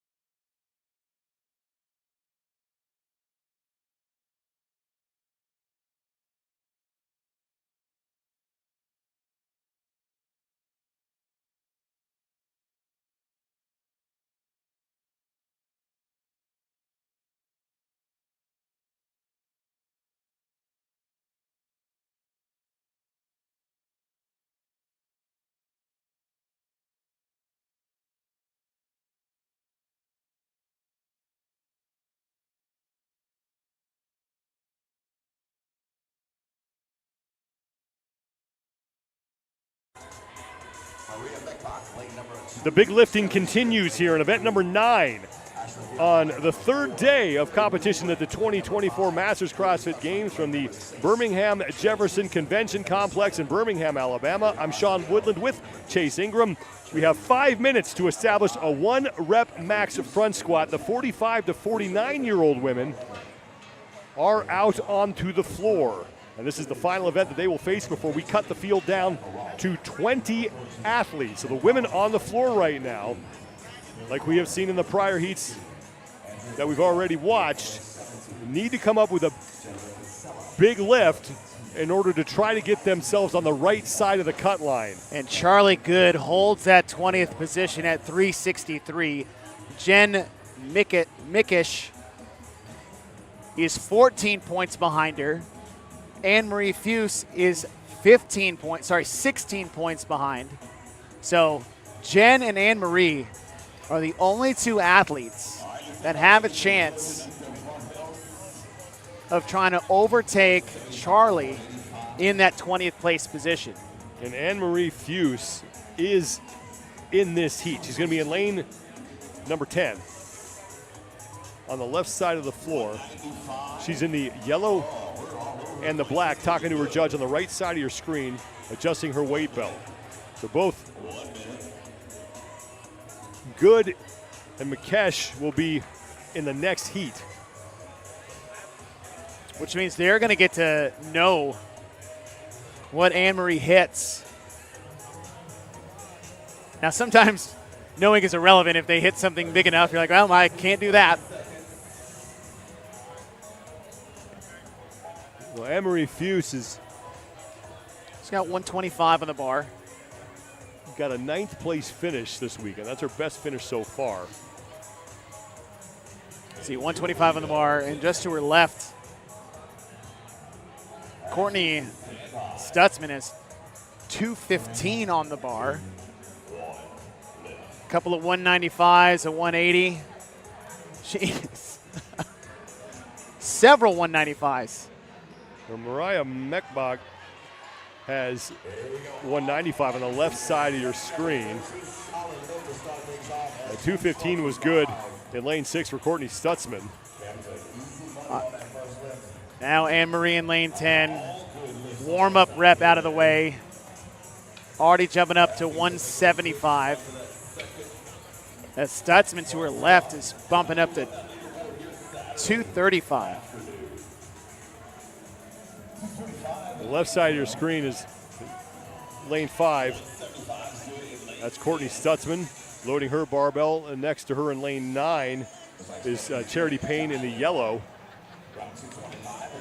Charity Payne at 185 pounds. Approaching the 1 minute mark of this 5-minute window. So Anne-Marie is moving up to 190. Stutzman's going for 215. Mechbach on the I'm sorry, 235. left side Oh of the my box God. on your right. That's Mariah Mechbach. She just hit 200 pounds.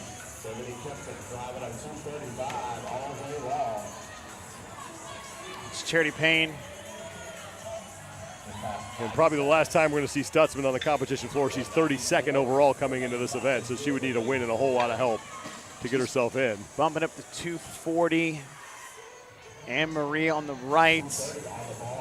Good with 190. But man, there's some heavy weights on the floor. 225, 230, 205. Jeez.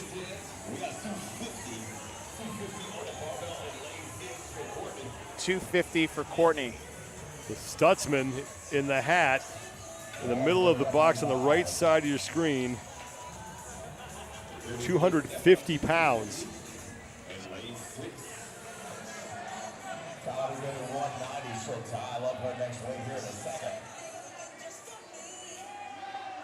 That is no problem for Stutzman.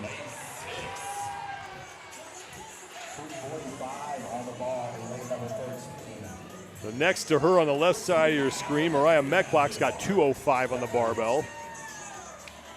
And it looks like Anne-Marie's going for 200 pounds in lane 10. Again, Anne-Marie's just on the outside of that cut line. She is in the yellow tank top, black shorts, now just getting under her barbell, right of center of your screen, black knee sleeves, or the black and gray knee sleeves. And that's going to count. Anne-Marie Fuse doing all she can to get herself inside the cut line. And Stutzman now going up to 265 pounds. Okay.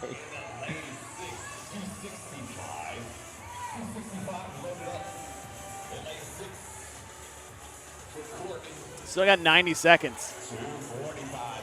And no reason to rush her for Stutzman.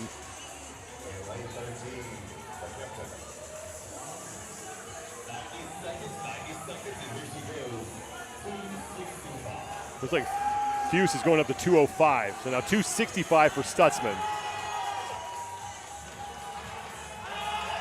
Wow. And that will count.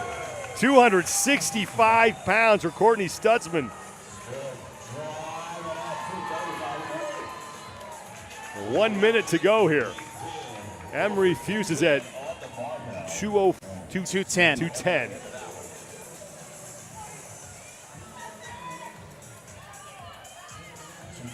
Oh, come on. Oh, unable to get it. But I believe she was successful at 200. 235 on the barbell in lane 12.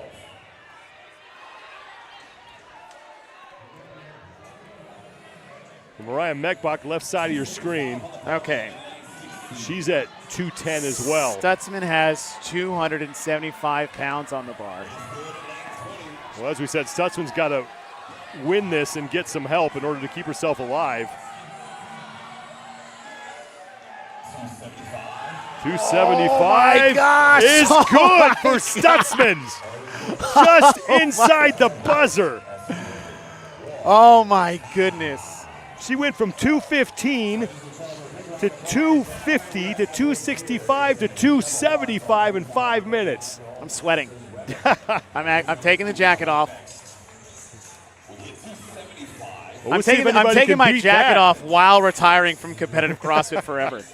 So while Chase goes through a midlife crisis, we're going to take a quick break. We'll come back for heat number 2 of the 45 to 49-year-old women.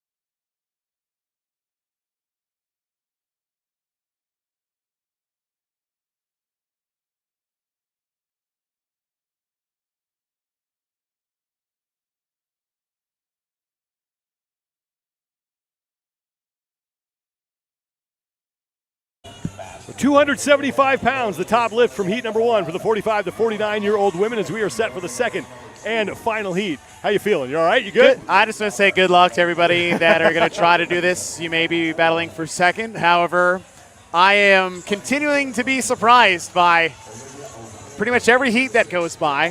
Now, another thing to keep our eye on is Anne-Marie, her weight of 200. Approximately. Pretty sure that's what she hit. Of 200. She was 16 points out of Charlie Good, who's in 20th place, and she'll be in lane 17. Okay, so she'll be in lane 17. She'll be on the right side of the floor. Well, but also, there's a battle going on also at the top of the overall standings. Coming in, Val Vobrel, after 8 events, 707 points. She's got 2 firsts and a second in her last 3 events. Deanna Posey sits 33 points back of her. Kelly Friel is hanging on to that final spot on the podium, but only 21 points clear of Jenna Lawson. And Allie Crawford still very much in contention for a spot on the podium. As we have 5 minutes to establish a 1-rep max front squat, and Courtney Stutzman has the top lift at 275 pounds. Well, Charlie Good, we'll keep an eye on her. She's going to be on the right side of the floor towards the back corner. So 200 pounds is the number that she's got to be thinking about, because that's what Anne-Marie Fuse hit in the prior heat, the woman chasing her in the overall standings. Remember, the top 20 athletes move on after this event. And Good, who's in that back left corner, has 185 on the bar to start. So she hits that, she's just within 15 pounds of Anne-Marie's time, or weight. So in lane 12, Deanna Posey looks like she has the heaviest weight on the bar at 215 pounds. She's on the left side of the floor. We also got 215 in lane number 7 with Kim Mullins in the white shirt and long black pants. Actually, 225 is on the bar for Kim Mullins. So Mullins in the middle of the screen going for 225 for her opening lift.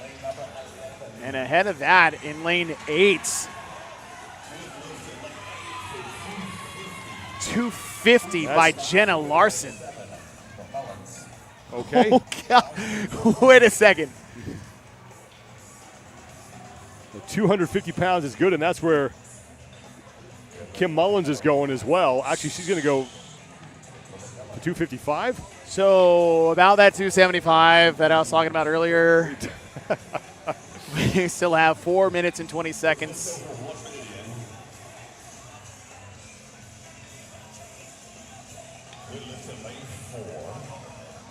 Well, Val Vobrel, meanwhile, is at 185. Now, Jen Micketh on the right side, she's in 21st place. She has 205 on the bar. At the same time, Charlie Good hits 195. So Kelly Friel just hit a big lift too, trying to see what she has on the bar. And Friel is in the middle there in the long black pants. She looks like she just hit 240 to Kelly Friel.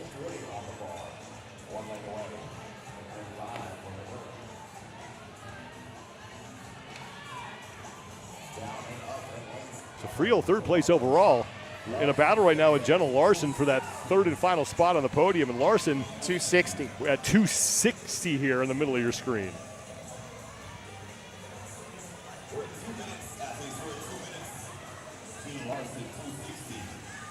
Oh. And that is good for Larson. She trails Friel for third place by 21 points. Now Friel is trying to win her fourth straight Masters championship.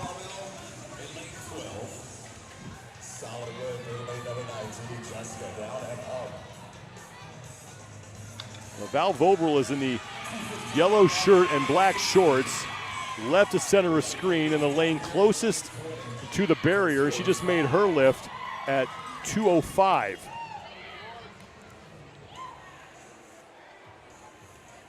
So more than halfway through this 5-minute window. 275 still the heaviest lift we've seen. That was Courtney Stutzman in Heat 1.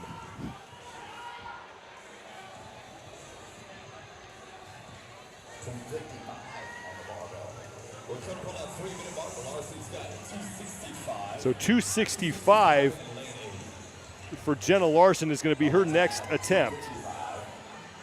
And Kelly Friel heard that, and she went right to work loading her bar. The Friel's on the right side of your screen there in the long black pants and the yellow top. Let's see where she's going.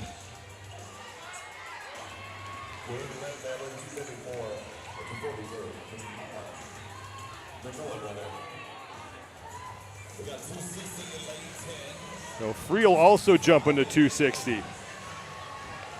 So it's Larson at 265 and Friel at 260. So Larson under her barbell in the middle of your screen. This is 265 for her. Oh, got it. So Friel's 5 points or 5 pounds behind that right now at 260. Top lift is still 275 as we have about a minute left here in this window. Now here goes Friel at 260.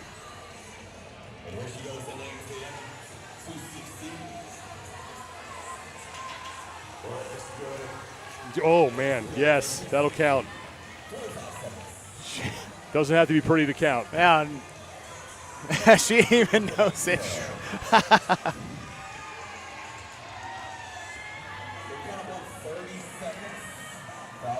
But Jenna Larson looks like she's going to make another attempt.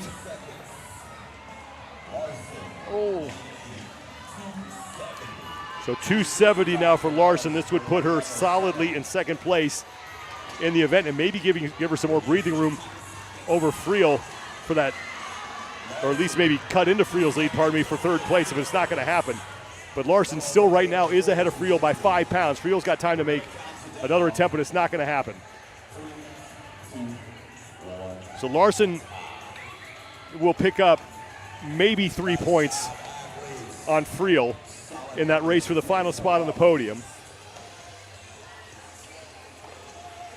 But Courtney Stutzman's going to win the event. Now, whether or not she got enough help to move up 17 spots, we will see. And I'm trying to get the weights from Charlie and Jen. While you do 210. that, So 210 for Charlie Good. She got 210. and this is the battle for the cut line that we're talking about here. So Charlie got 210. Now Jen Mickish trying to get her weight. We're talking to the floor announcers. This is high-tech stuff right here.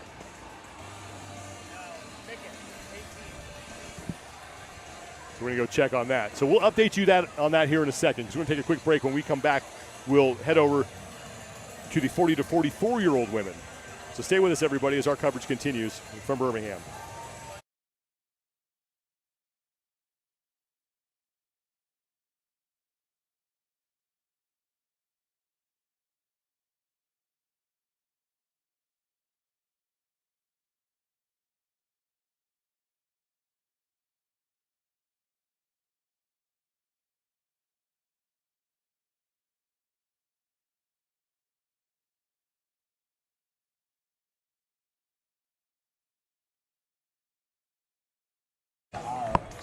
Forty to 44-year-old women taking the floor now as event number 9 continues. Just one event remains after this before we crown the fittest masters on earth. 5 minutes on the clock. 1 rep max front squat in that window. First of 2 heats for the 40 to 44-year-olds. We're cutting down to 20 athletes after this, so the women that we're about to watch need to swing for the fences here if they want to stay alive. Well, I mean, we have seen that from the first heat a few times so far. The 40 to 49, where you had that 275 lift from Stutzman. And we're still trying to figure out if she did enough. Stutzman's going to win that event for the 45 to 49-year-olds, but she needed to make up a ton of ground. She was 17 places out of the cut line. Now, in this 40 to 44, Heidi Kirchhoff has 388 points. Just above her is Chelsea Hansen at 391, Charlie Mail at 397. So just 9 points between them. But you go below that, Casa Ohala is just 7 points back of Kirchhoff. McQuaid, 28 points. So Ohala, who's going to be in lane number 9, is just 1 spot out and just 7 points back of Hansen. And Hansen's going to be in this heat. Ohala's going to be in 9. Hansen's going to be in 11. So they're going to be right next to each other. And it's between the two of them of who's going to make it to Sunday. Well, lane 10, Colleen McQuaid already has 225 on the bar for her opener. And in lane number 9, Kaja Ohala looks like she's got 235 on the bar, though? What? So Kaja Ohala looking like she's opening up at 235. She's, as you said, Chase, 7 points out of a spot inside the cut line. And right now that looks to be the heaviest weight on the floor. So 235 pounds for Ohala, who's on the left side of your screen in the long black pants and the yellow top. So, yeah, Ohala, 235. Hansen has 195.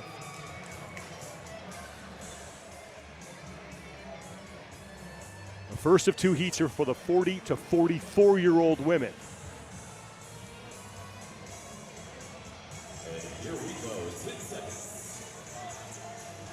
Hansen sitting in 19th, but only is up by Ohala by 10 points. This is going to be a good battle to watch. And right now, if Ohala hits that opening lift at 235, she's really going to put the pressure on Hansen in this event. So lane 10, there was Hansen on the left side of your compartment. That's Colleen McQuaid who hit her lift, and Ohala hit 235, no problem. Hansen hit her 195, but it's already a 40-pound difference between the two of them.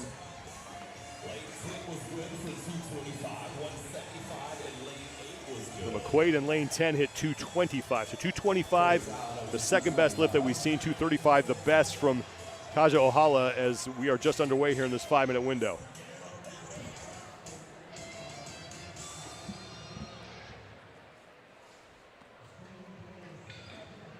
We got 235 loaded up in the barbell in lane 6 for Jill King. Good rep in lane 12. Jill King just put 245 on the bar. She's in lane 6. Nice and easy in lane Katrina LeClaire at 195 in lane 8 with the red hair and the white top, black shorts made that lift. Ohala is All right, Lou, I got a 255 in lane 16 myself. back on the 255 barbell. for Tuatau, 255 for Garrett. Spins, I believe, good at 245. So this is like 245 for Ohala. And that is no problem.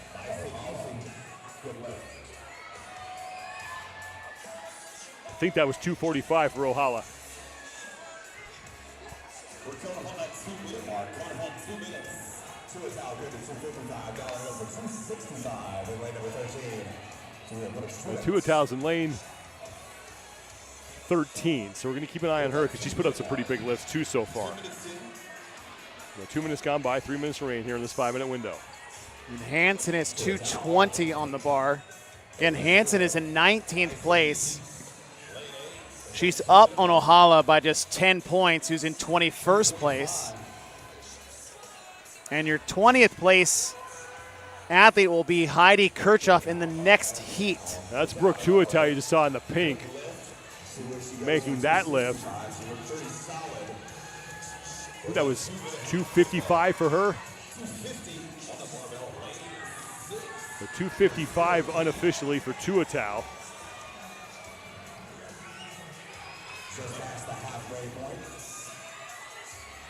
Now Hala, I think, is up to 255 now. Ooh. Tuatau's moving up to 275.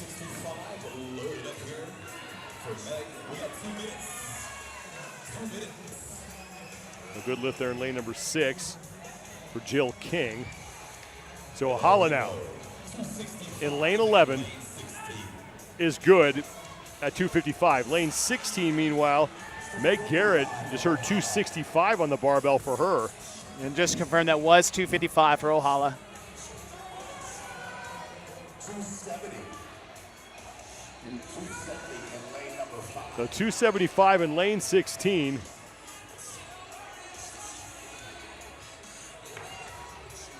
It's Meg Garrett. So Meg Garrett's on the other side of the floor as we take a look at lane number 5. Spence just hit 270.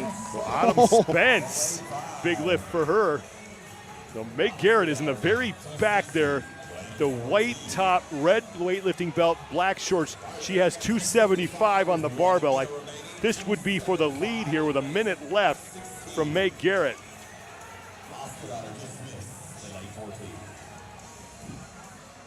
It looks like Ohala's moving up to 260. So here goes 275 for Meg Garrett. Wow. And that is good.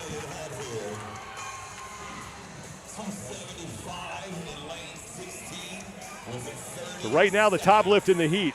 Nakaja Ohala with 30 seconds left, unracking the 280. barbell. 280 just got hit. By Tuatau in 13. Tuatau just hit 280. Ohala just hit 260.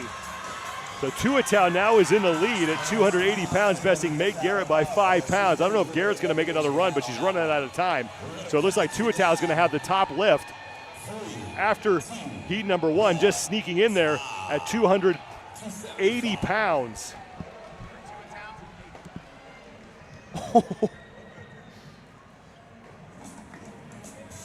Well, meanwhile, in that battle for the cut, Kajo Ohala gets the best of Chelsea Hansen. Ohala, I think, hit 260. 260 for Ohala. Confirmed that. And then 280 for Tuatau. So 260. Keep our eye on to see what Heidi Kirchhoff is going to do in the next heat. Second and final heat for the 40 to 44-year-old women coming up next here from Birmingham, Alabama.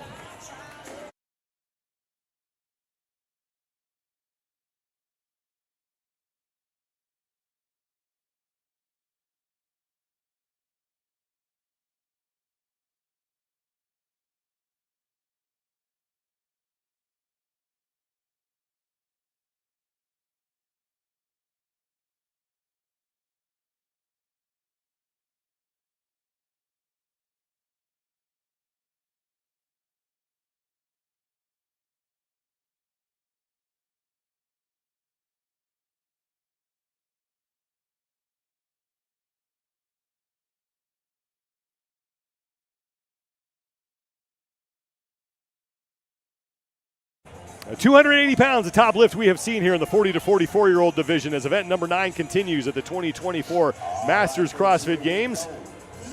I'm Sean Woodland with Chase Ingram, and we are both feeling very bad about ourselves right now. Very proud of what we are witnessing, and I mean, the next time I front squat anything, the reaction is going to be, "Aw." Shocker, I have an ego. Aren't you adorable? That's cute barbell. You're only 155 front squat. pounds. Good for you. Well, the top lift again from Tuatau in heat number 1 is 280 pounds. Here are your overall standings for this division. Coming into the second to last event, Carly Newlands is starting to pull away. She has 710 total points. Andrea Pinheiro sits in second place, 23 up on Carleen Matthews, and it's Jamie Latimer who's still in contention for that podium spot. She's just 7 points back of Matthews. On the bottom, on the other side of that, Sean, is we're cutting to 20. Heidi Kirchhoff will be in lane number 2. We just saw Ohala put up 260, and she's only 7 points behind her. Now Chelsea Hansen, who's in 19th, got just above 200. So Kirchhoff is playing a couple of games here, trying to see how close she can to Ohala's. But if she can surpass Hansen's weight, that could also keep her inside the top 20. And Kirchhoff, I'm looking at her load the bar. Fortunately, she is right in front of us in lane number 2, and she has 240 pounds as her opener. Well, that'll do. And she's on the left side of your screen in lane number 2. Well, we keep an eye on that battle between Carleen Matthews and Jamie Latimer for third place, because only 7 points that separate the two of them. Now, Matthews is going to be on the right side of the floor in lane 11. Latimer will be in lane 12 on the opposite side. And Latimer right now with 145 on the barbell. Checking to see what Carleen Matthews has. She's got 175. So Matthews with the heavier lift here to open.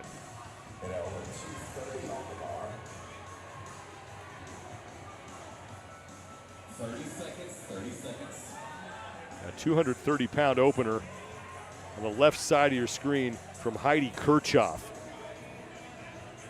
40. 240. Excuse me. Why do you have to make it worse? I don't know. And here we go, 10 seconds. Kirchhoff right now, as you mentioned, on the cut line on the right side. She's in 20th, so this is going to be big for her. And we know Ohala was just below her by 7 points, hit 260 in the previous heat. Kirchhoff opening up at 240 pounds. And that is no problem for Heidi Kirchhoff.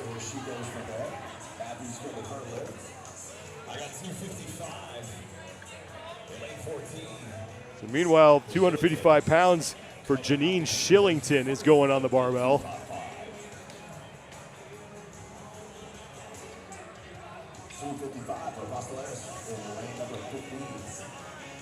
And Megan Apostolaris also going up to 255.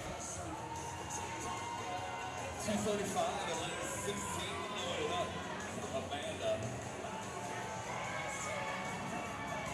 and We just saw Carly Newlands make her opening lift at 225. Maybe that was her second attempt. Right side of your screen in lane number 1, that's Aaliyah Navarro at 225.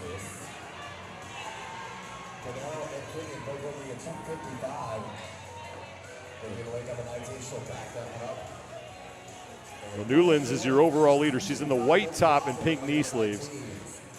Back under her barbell. I think this might be her third lift already. Yeah, she is going very fast. And that is good. That should be 230 for her.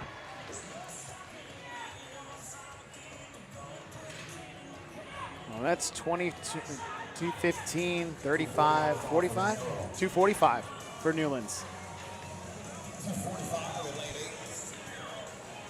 Down in lane number 12. Kelly Holm going for 245. Jamie Latimer just made her lift. The 205 for her. Okay, left side of your screen, that is Kirchhoff 240 on the first one. This is 250.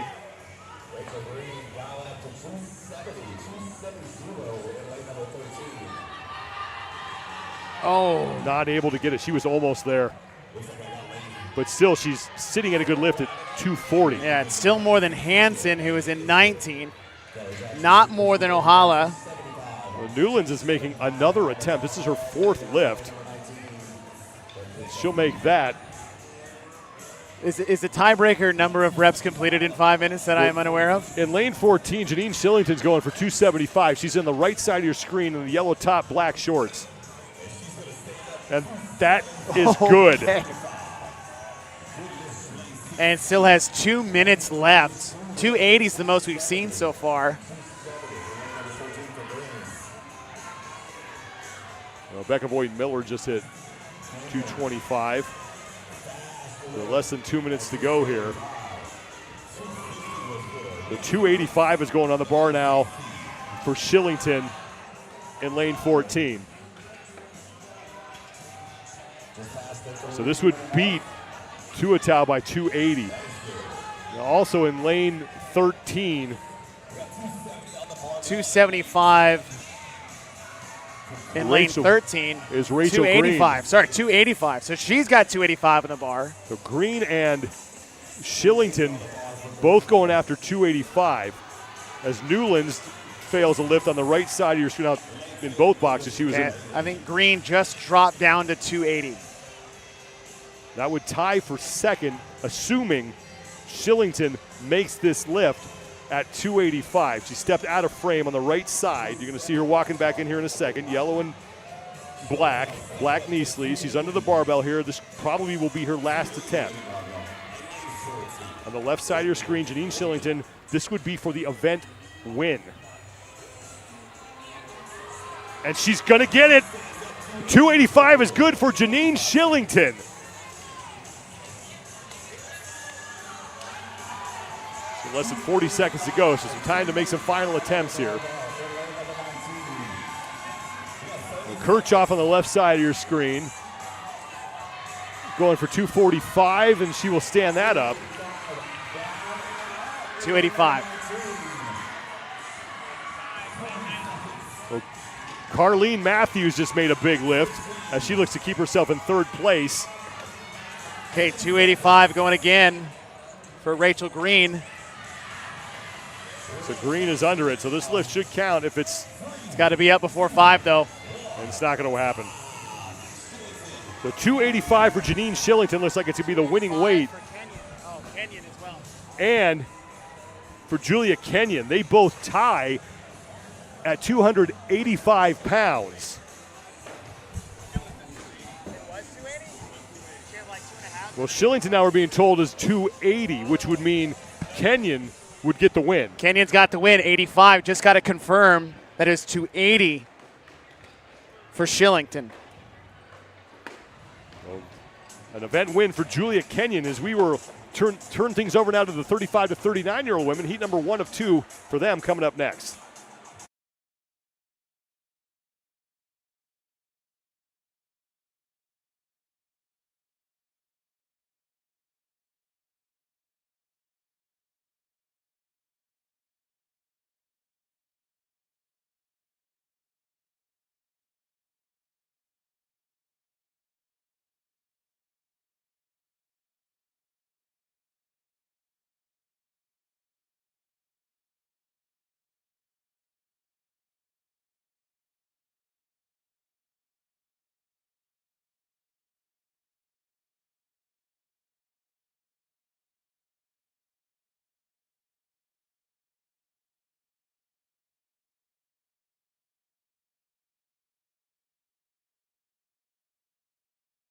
So 2 heats remain for the women here in event number 9 at the 2024 Masters CrossFit Games as action continues at the Birmingham Jefferson Convention Complex in Birmingham, Alabama. I'm Sean Woodland with Chase Ingram, and heavyweights are going up in the 1 rep max front squat.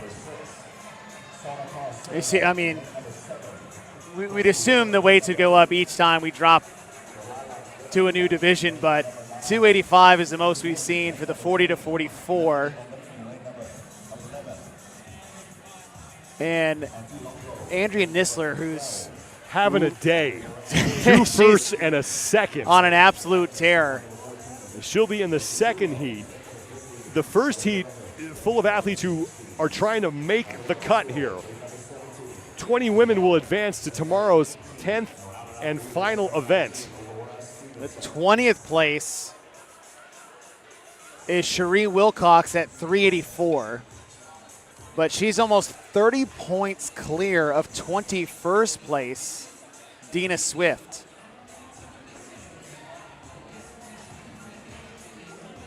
And both of those athletes will be in the second heat. So for the women on the floor now, they kind of have to pull a Courtney Stutzman and get the win and get a lot of help in the process in order to get themselves inside the top 20. I mean, we've seen others that had opportunities. Stutzman, who hit that 275 with 100 points. And it's still unknown as to whether or not she did enough, but that's what it's going to take. But and here's the thing, too. At the cut line, at these mid-range place finishes, 100 points is way more valuable at these lower positions than the higher ones, just because of the nature of the athletes that are competing in that position. So anything is still possible on that cut line. So scanning the floor, looks like 235 right now, the heaviest weight, and 3 women have it. Camilla Murakami, Holly Henderson, they're in lanes 5 and 6 respectively, and then Amy Morton in lane number 10 with 235 pounds on the barbell as well. Got some 215-pound lifts out there, but 235 looks to be the heaviest starting weight. And again, it's Murakami and Henderson and Amy Morton who are going to open up there.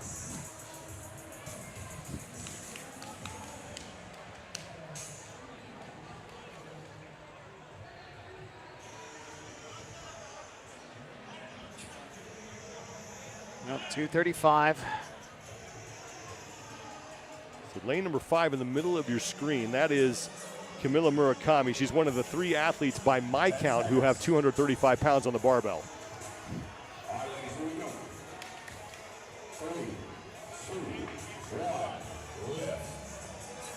Now here we go. 235 for the left side of your screen. Benfica. That's Holly Henderson in the all black. She's good. So all the lifts to open up here are successful.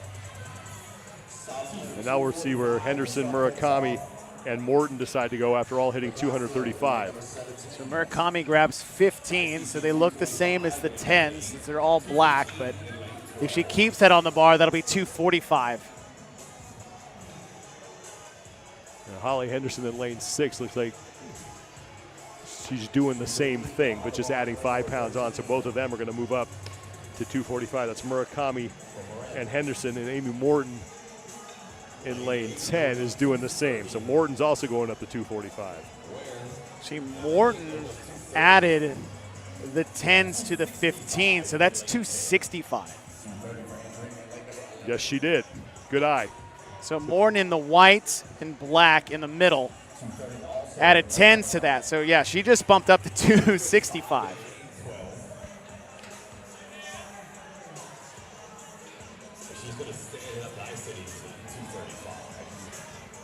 We're waiting for the 3 heaviest lifters right now to get back under the barbell in the all black. That's Holly Henderson. She made 235. She's got 245 on the barbell right now, as does Camilla Murakami, who's right behind her. So it's going to be Henderson getting under her barbell first.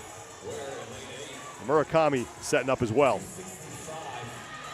Henderson gets pinned. Ooh, can't get out of the bottom. Now Murakami at 245. Oh, Murakami looks and that great. was easy for her. And now 265 for Amy Morton on the left side. Okie dokie.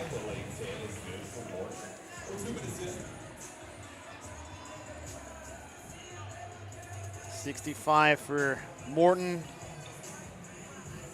45 for Murakami. So Amy Morton is in 14th place overall, so safe right now as far as the cut is concerned, and looking to move her way into the top 10. Right now, she's the leader on the floor. She's also talking to the judge because she might have got no rep on that because her toe was on the white. So what they're making the athletes do is step behind the white line that's in front of the rack before they do their squat. So I'm not sure if that 65 counted, but I think she's going up to 75 anyway. Meanwhile, Murakami put another 10 pounds on her barbell, so that should be 255 pounds for the woman in the middle of your screen in the long black pants and the yellow shirt. We now have 2 minutes remaining.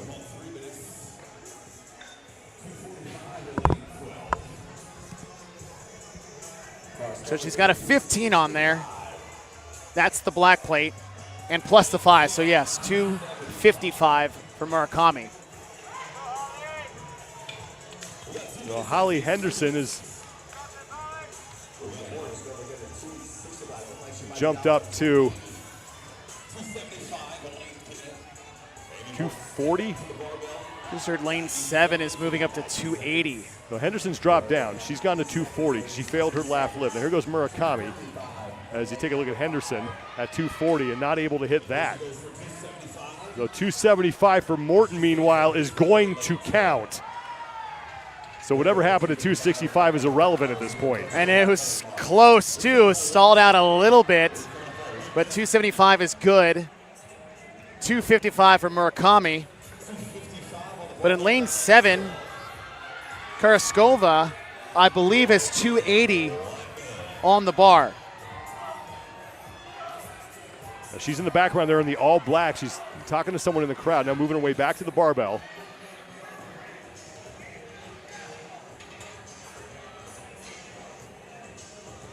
And it is 280 on the bar for Sona Karaskova.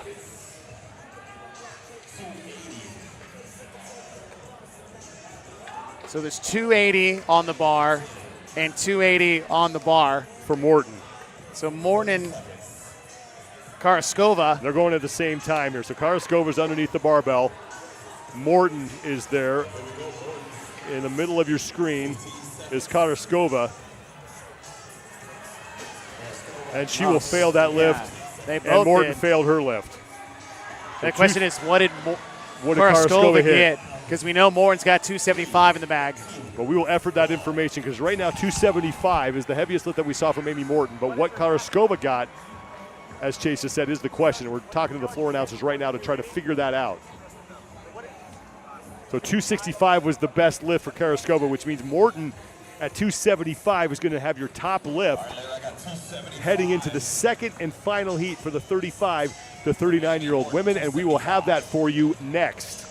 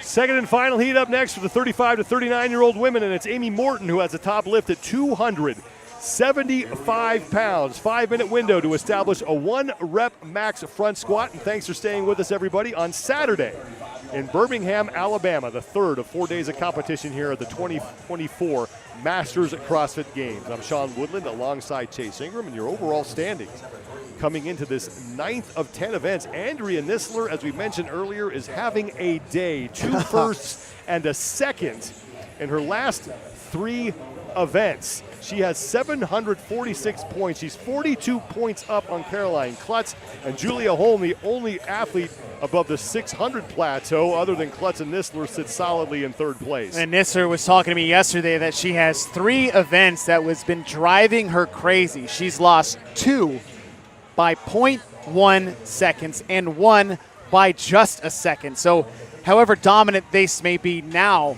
she's already missed out on a couple of first-place finishes that have been driving her crazy, and clearly she is making up for it today. Yeah, don't make Andrea Nistler angry. You're not going to like the results when that happens, and as a result of her disappointment in those finishes, she has gone on a tear.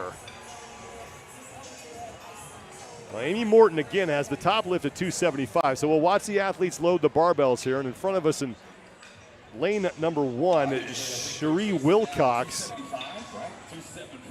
has 45 pounds on the bar, 245 on the right side of your screen. I'm Ron Burgundy. I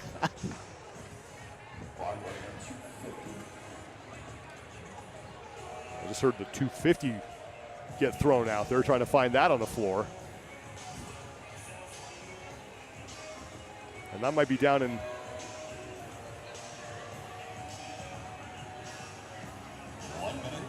lane number 14, possibly. Amelia Lepinen.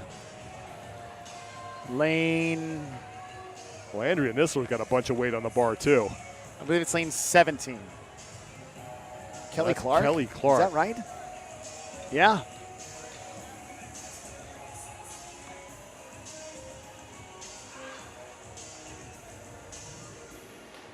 On the right side of your screen is, again, Cherie Wilcox, and she has 245 on the bar. 245. We've got some 225s out there.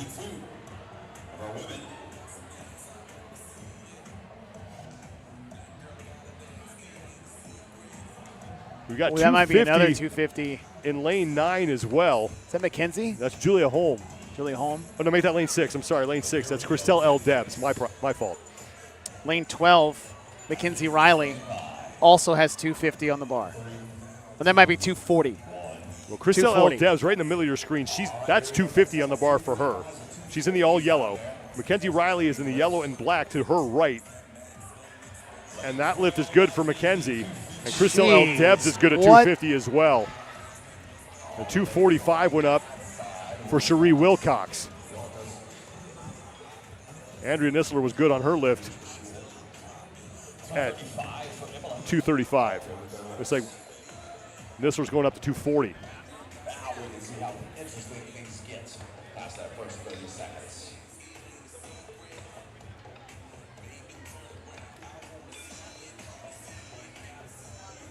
So one lift down for all the athletes, and now reloading the barbells here. Christelle L. Debs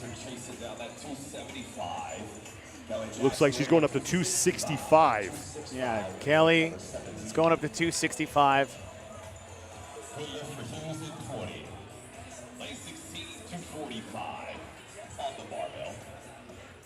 Angelica Bengston just hit a good lift as well. So 260 for Wilcox on the right. So Wilcox up to 260. This would tie for the lead because Christelle L. Debs now looking to retake the lead here in this heat. She's at 265. And that's good for her, and Wilcox made her lift. And it looks very good. Good speed, good body position, no changes on the way up. Sometimes we'll see some athletes buckle under that weight. Well, Mackenzie Riley just hit her next lift. I think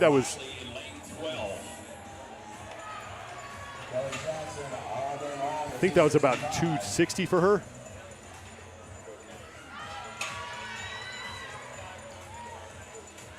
Kelly Clark hit 265.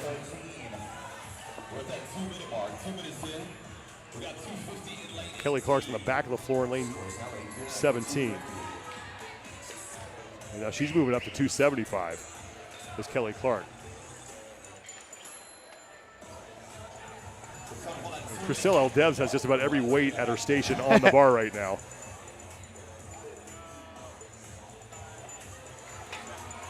I think we're going for 275 here for L. Debs. L. Debs in the middle on the box on the right, and that is good. And if that is 275, that ties Amy Morton for the lead in the event.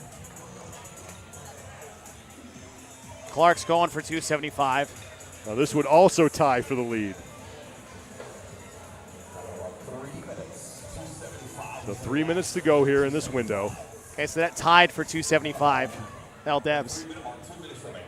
We got 275 going on the bar as well for Cherie Wilcox in lane 1. 270 for Wilcox. 270 for her. Thought she was adding another weight on there, but she stopped. Yeah, stuck with 270. Clark on the left is going for 275, which will match it'd be the third 275 we've seen. We had Morton in heat 1, L. Debs now in heat 2, and this would be, as you said. L. Debs going for 280. She's got 280 on the bar. She's on the right side in the all yellow. Kelly Clark on the left. And that's good for Kelly Clark. Now L. Debs looking to take the lead all by herself, and that was no problem at 280. We got a minute left, so maybe one more lift. Now Andrea Nisler is at 280. 280. She is in the long black pants. She's got the barbell unracked. And she has got it. So 280 good for Andrea Nisler, who continues to just dominate here on day 3. L. Debs got 285. So now L. Nisler's Debs loading up. has 30 seconds to retake the lead at 285. And L. Debs is good, so now she's back in front. So 15 seconds left here. We'll see if Nisler tries to make another run at it, and she's going to. So L. Debs has the top lift. We'll see if Nisler can best 285 for Nisler. Nisler to tie at 285. And won't be able to get it, but will take second place in the event as Chriselle L. Debs is going to unofficially lock up 100 points and the event win. So 285 pounds, the winning lift. So we got a break for about 20 minutes, and when we return, the men take the floor, starting with the 50 to 54-year-olds as day number 3 at the 2024 Masters CrossFit Games winds on.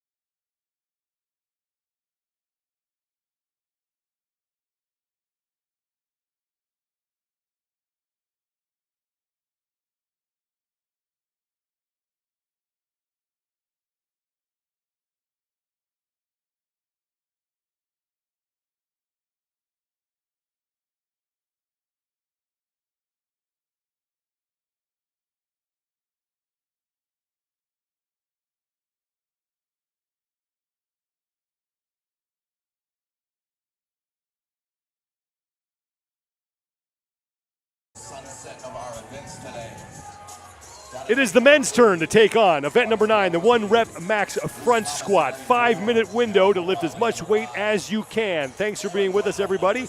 I'm Sean Woodland alongside Chase Ingram, and the 50 to 54-year-old men are out on the floor for the first of their 2 heats. This division cutting down to 15 athletes. Heading into day number 4 and the final event on Sunday. Well, all eyes will be on that 15th place athlete. That is Steve Selman, 477, 1 spot out. Rocky Northen, but he's 27 points out. So he is going to have a big front squat if he wants to make it that Sunday final. Now, Rocky Northen will be on the floor. He'll be in lane number 11. That's on the right side. As the men are loading up their barbells for their 5-minute window. Usually see about 3 or 4 attempts here. Sean, I got sometimes friends of athletes will text into the show, so to speak. And Rocky Northen has a listed front squat max of 340. Now, I know it's a 5-minute window. However, on the competition floor, amazing things happen when you're in front of a couple hundred people. So Rocky Northen, who's sitting in 16th place, 27 points out of the cut line, will be in lane 11. And he's got 295 on the bar right now. Okie dokie. But that's the same, not the same, pardon me. I think 305 is on the bar in lane 5 for J.R. Mora right there in the middle of your screen with a backwards hat. 315 in lane 8 for Nathan Ori. Yep. Close enough. Close enough to not get me canceled. If those of you guys watching at home, it's how would you say H-O-R-E? And now you have your answer. 315 for Nathan. There you go. First name. Lane 11, it looks like Rocky has... I think it's 295 on the yeah, barbell. 295. Unless the 15, then that's 305. But now here we go. oh, I'm sorry, 325 for Nathan. So Nathan is in the yellow shirt, just unracking his barbell, middle of your screen. So 315 on the bar for him, and that is easy. Cool.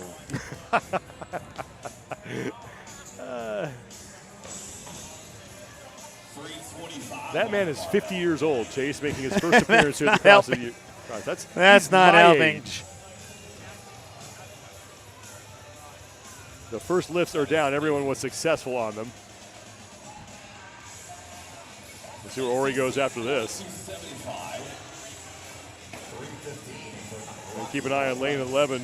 Rocky Northen looks like he's going up to 315.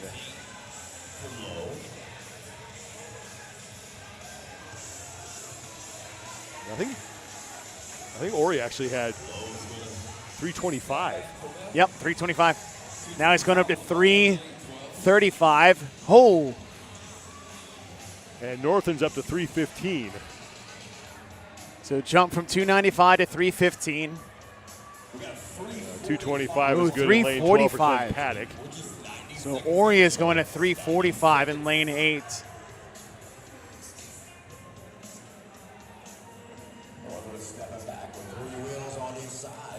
Northen in the yellow shirt, black shorts. That's good at 315 for him.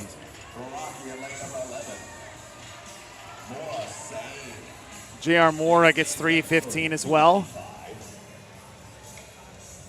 Nathan Ori going for 345. And that is easy.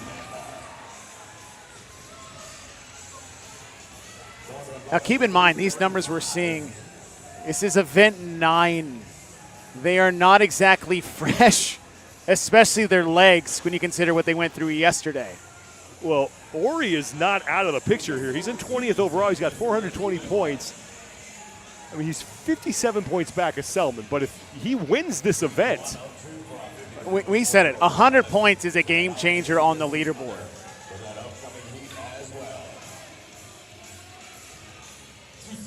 It's like Rocky Northern in lane 11 is moving up to 335.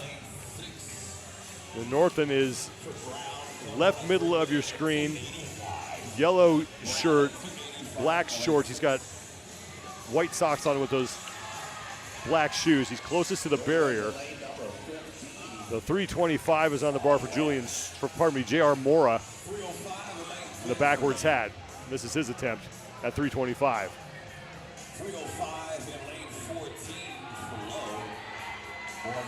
And that is good. The Northern is ready for his lift.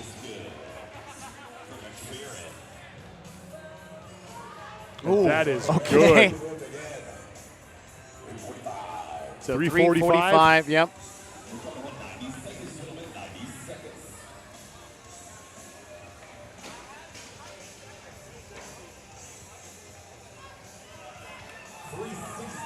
Ooh. Or he's going up to 360. We have about a minute 15 left here.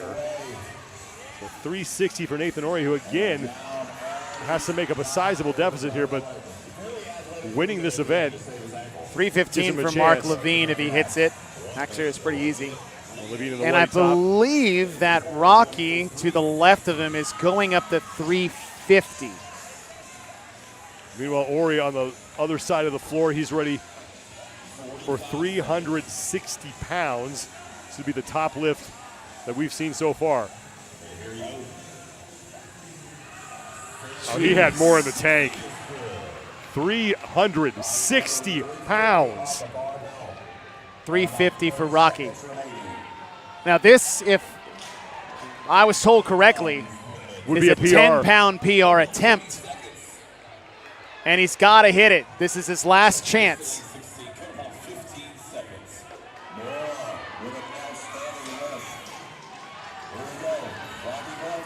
Here comes Rocky Northern, 350. And that's good for Rocky Northern. So it's not the heaviest lift, but it's the second best. So 350 for Northern. Northern sitting in 16th place, 27 points behind Steve Selman, who will be in the next heat. That's the difference between first and 10th, or at least 10 spots on the leaderboard, which who knows what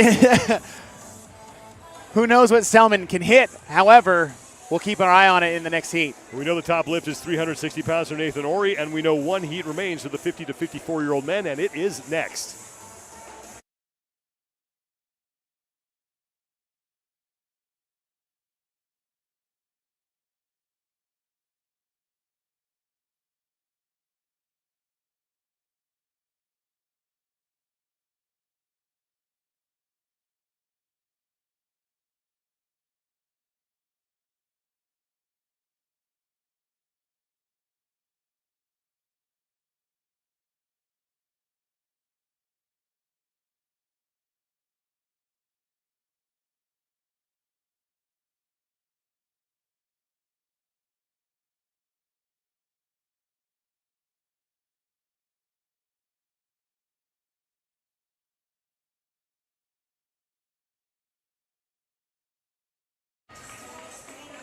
Second and final heat for the 50 to 54-year-old men is set to go here in event number 9, the 1-rep max front squat. I'm Sean Woodland with Chase Ingram as the third day of competition comes to a close here in Birmingham, Alabama at the 2024 Masters CrossFit Games. Top lift belongs to Nathan Ori at 360 pounds. Your overall standings, only 6 points separate first from third. Sean Ramirez currently has the top spot on the leaderboard, but Jamie McGarva and Justin LaSala are both right there. Joel Hughes and Jason Leaves still alive, but they got to start making some noise here in these final two events if they want to get themselves onto the podium. cut line, 15. Steve Selman will be in lane number 5, 27 points over Rocky Northern, who put up 350 in the previous heat.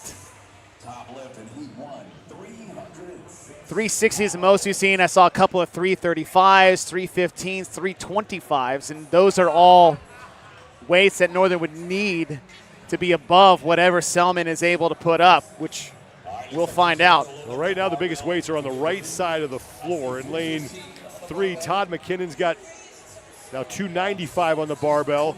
Next to him in lane 7, Jason Leaves has got 275. And down in lane 15, Richard Stevenson has 275. And now in lane 11 also, Sean Ramirez is going up to 275. And Selman is just to our right. He's loading his bar at the front middle part of your screen. He's moving up to 275. That's a look at Todd McKinnon, who has the heaviest lift right now, or heaviest weight, I should say, on the bar at 295. We also have a couple guys on the other side of the floor, lane 12, Simon Hope and Robbie Davis in lane 16. They both have 275 pounds on the bar. Well, as does Malcolm Cook in lane 4. And I think 275 for Selman as well. Jamie McGarva has 305 on the bar. He's in lane 14. The 305. McGarva's in 10 in that center lane. It looks like 305. Yeah, McGarva right there in the middle. I was looking at lane 14. I thought that was more than it was, but McGarva's going to hit his opening lift. Now 14, Brian Wolf hit 315. So 315 and 305 is already on the board. Now I'm looking at Selman's bar, his rack. He has, actually it's offset. Either he has the weight stuck on the rack or he has it misplaced as far as one Yeah, it does look crooked. He's right in the middle of your screen, and but he's moving up. Level, but he's moving up to 315. Now the number for him, the big number for him in his head is at 350 by Rocky Northern. Trying to get that or as close to that, because Rocky still needs about 8 or 9 guys between him and Selman if he wants to try to get into the top 15, because Steve Selman currently holding that 15th final spot. Well, Justin LaSala just unracked his barbell left side of your screen. That was like 295 for him. And it was the Collas on the J-hook, so it's even for him. He just fixed it. Meanwhile, Brian Wolf is jumping up to 330. McGarva's good at his second attempt. That's 315. So lane 5, so Selman, that's big for him, 315. He's trying to chase down that 350 lift from Rocky Northern.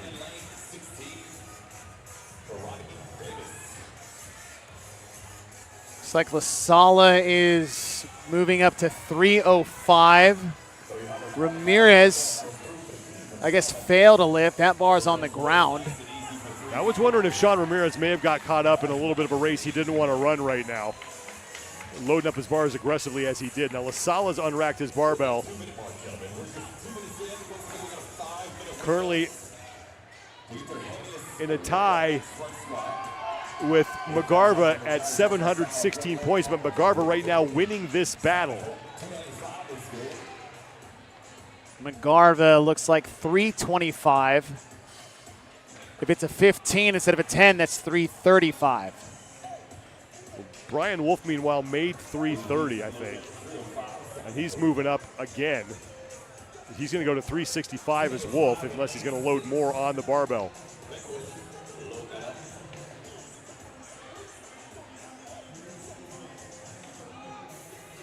Lane 6, that was Dustin Beckwith. He just racked his barbell with a good lift. McGarva has 335 on the bar. So It's like McGarver looking to separate himself from LaSala in that tie right behind Sean Ramirez. Now, Ramirez has got 315 on the barbell, so we could see a new leader after this event. So McGarva hits 335. Ramirez got 315 on it. LaSala looks like 320. So Justin LaSala on the left side of your screen is able to make that. Ramirez hits 315. And in lane 5, Steve Selman just failed his lift at 325. So that's good news for Rocky Norton, who's sitting there at 350 trying to overtake Selman for 15th place. So Ramirez just hit 315. He's loaded up to 325. LaSala looks like he's putting looks like 365 for Wolf. Jeez.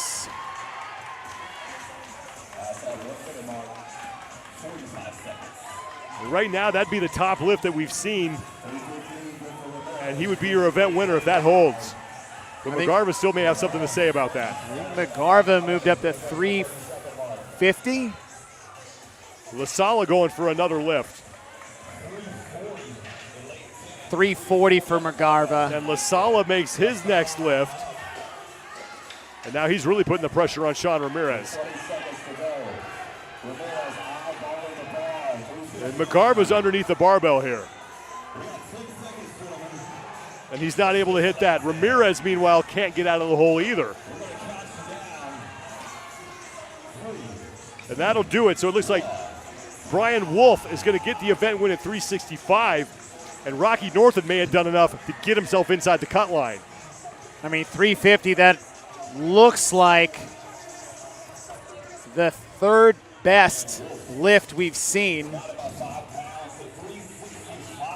And McGarva at 335, we think that's his best lift. He'll beat Ramirez. Now it's a matter of anybody got in between the two of them because he only trailed Ramirez by 6 points. We could have a log jam for first place, or we already do. It's only 6 points, but it might be less than that heading into the final event tomorrow. The 50 to 54-year-old men are done. The 45 to 49-year-olds, their first heat coming up next.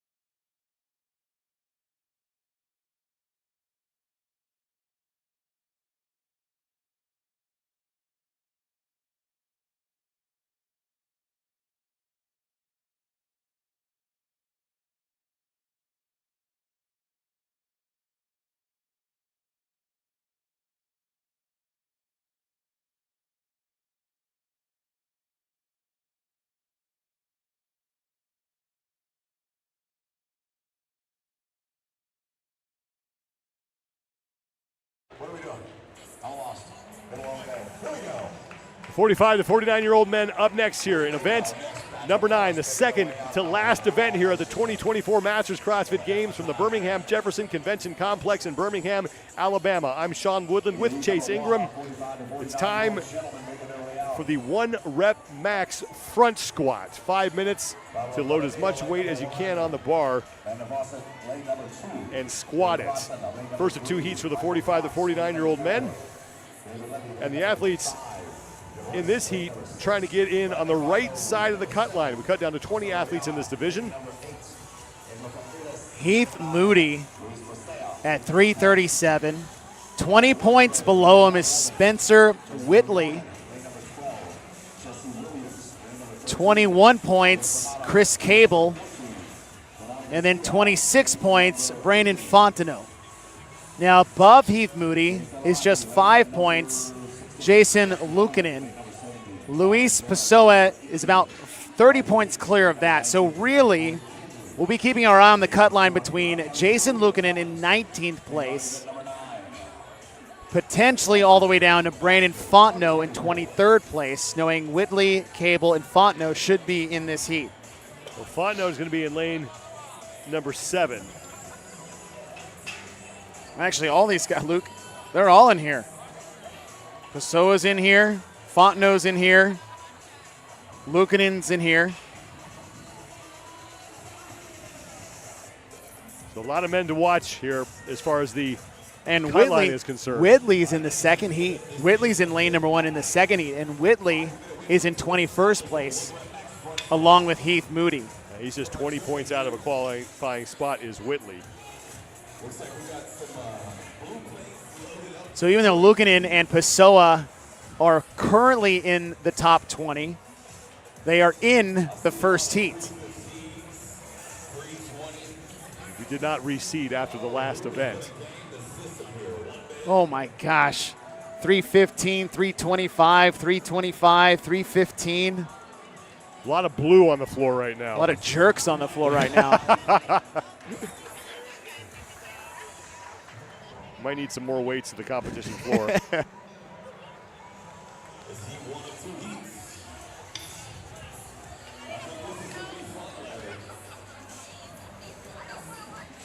like 330 on the bar for Landon Fawcett in lane 2. See a 330 as well in lane number 13. That's Jesse Williams.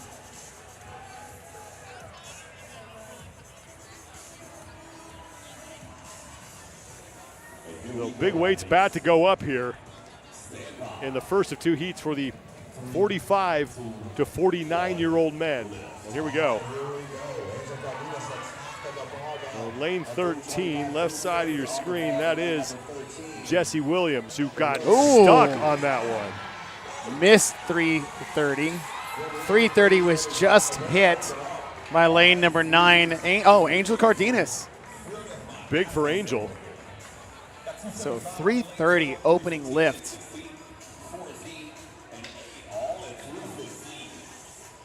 Also had 330 by Landon Fawcett.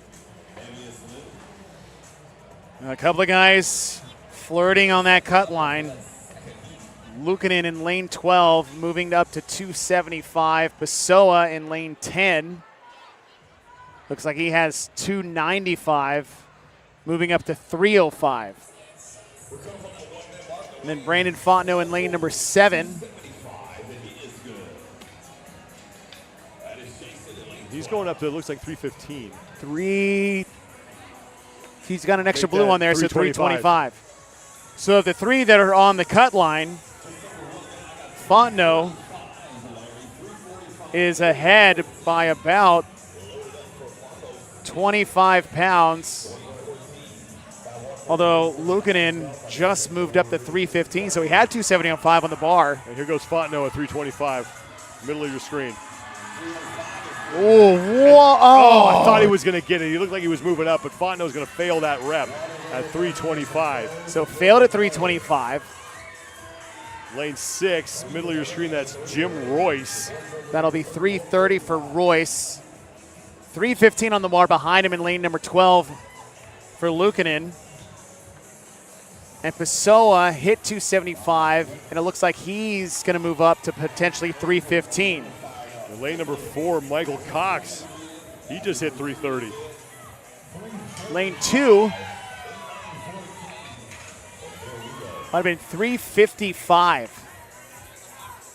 for Landon Fawcett, who opened at 330. So 355 now, by our count, looks to be the heaviest lift, but now over in lane number 1, I think we just tied that.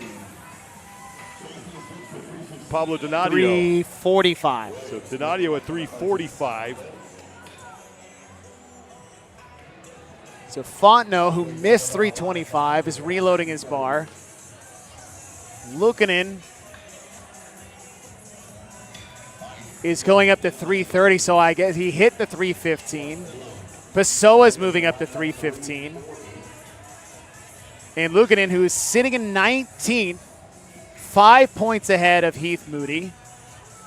Pessoa's in 18th, a bit more clear of Luukkonen. So Fontenot's in 23rd. He has to have a good lift. He's got to hit this next one if he wants a chance at that top 20. On the left side of your screen, Fawcett's putting a ton of weight on his bar. 380. I think that's it. 385 for Fawcett as we have less than 2 minutes to go.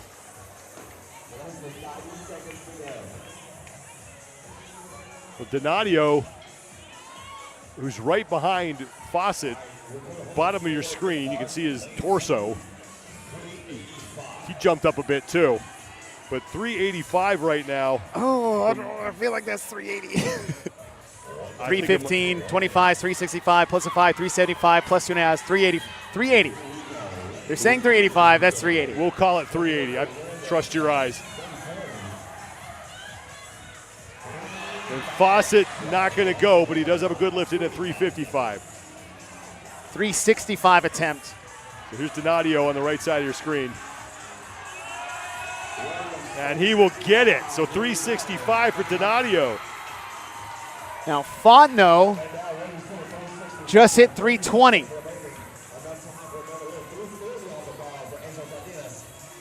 And in lane number 11, Wyatt Wardenberg with 365. He just made that. Luukkonen's going, he just missed 330. 345's miss in lane 8. Riella. There goes Royce. Not able to hit that. And Wardenberg going at 380. He couldn't hit that, but it looks like 365 from Donadio, and I think Wardenberg was there as well. 365 looks to be the top lift right now. From Wyatt Wardenberg and Pablo Donadio. But we'll take a second to sort that out in the break. When we come back, final heat for the 45 to 49-year-old men.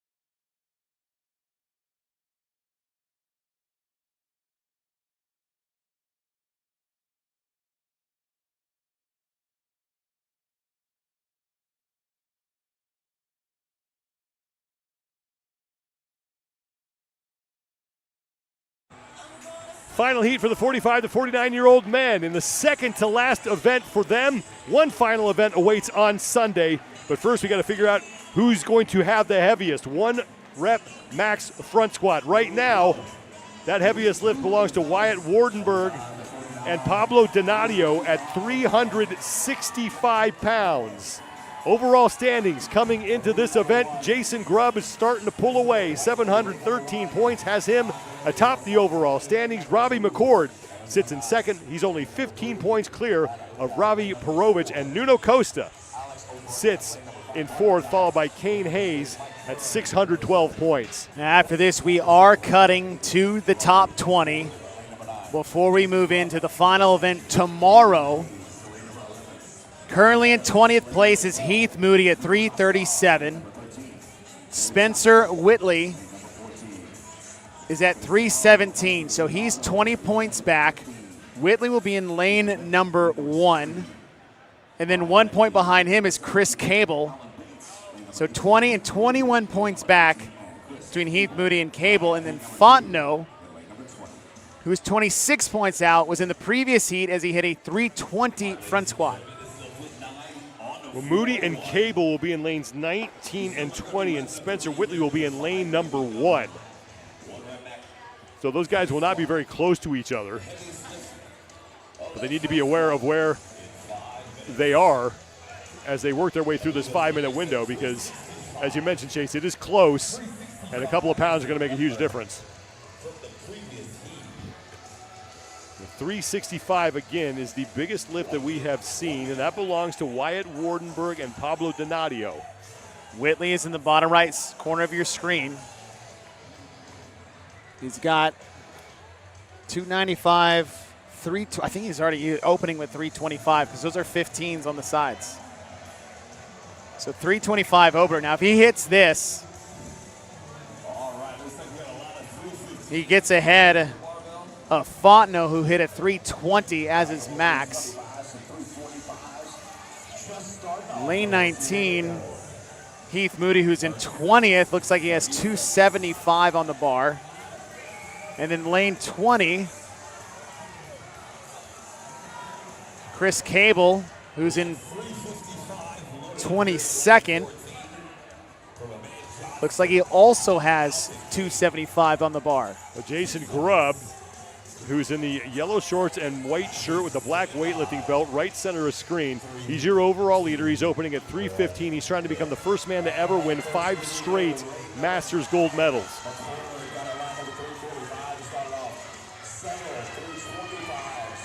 Grubb is good. And Whitley in lane 1 is good with his opening lift at 325. So Whitley hits 325. It's already 50 pounds heavier than the guy he's chasing, Heath Moody. He's 20 points back.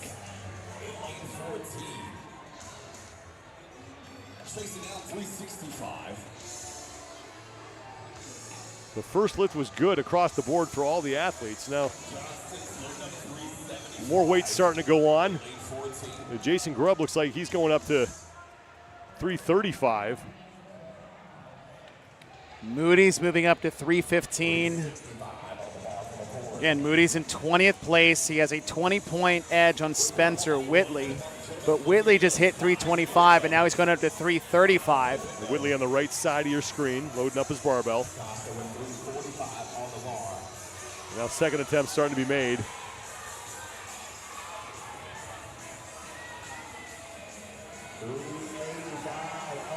That was lane 11 that we just saw. Kane Hayes, one of the bigger guys in the field. Grubb just hit 335. Now Whitley on the right side is going for 335.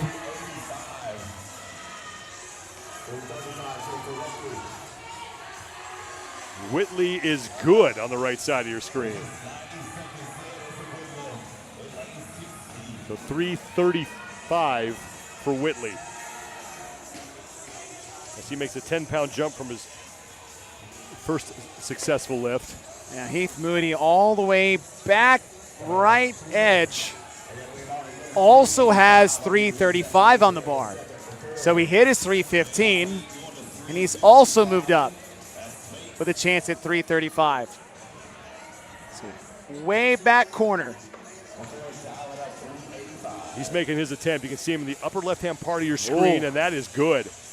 And if he can just keep pace with that, he can at least keep himself clear of Whitley, who's in 21st.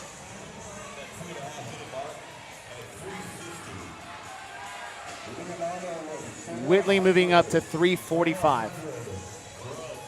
This will be his third attempt on the bottom right-hand part of your screen. So at 345 pounds, as we are already halfway through the 5-minute window here. Now, through all of this fun, McCord, who's sitting in second, 33 points behind, has 385 on the bar. And I think he just made it. Just so McCord casually just hit that, and he's now your leader in the event. So 385 for Robbie McCord, and he still has more time here. So playing with house money. And he has plenty of time. 5 minutes.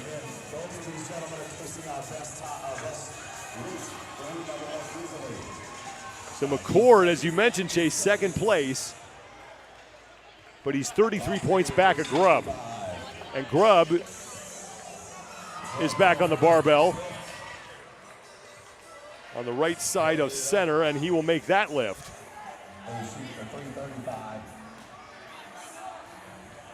I think he's at 345, assuming those weights are 10 pounds. 360 for Grubb. 360 for Grubb. I think he's got 2.5s inside the 5s.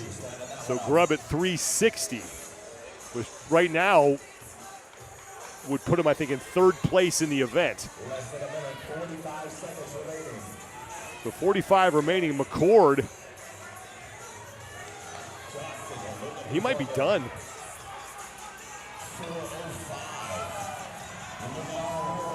Well, we got 405 somewhere on the bar here. 365.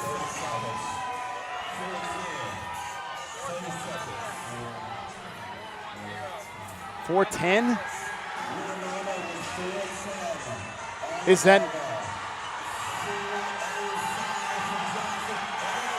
We're trying to find where it is, but 405 was good for David Johnston. 405?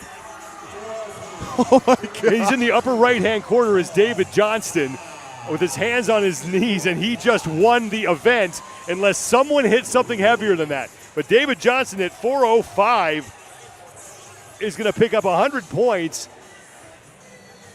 Johnson in 9th place overall coming in. What division are we in?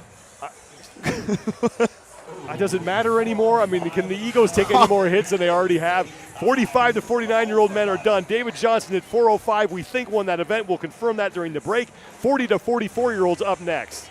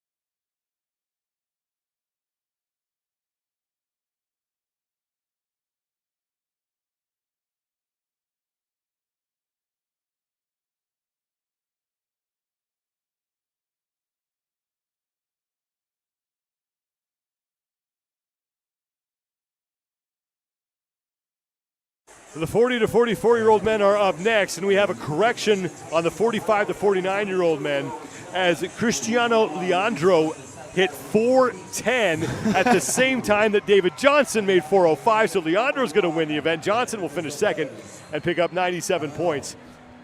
40 to 44-year-olds, first of two heats for them.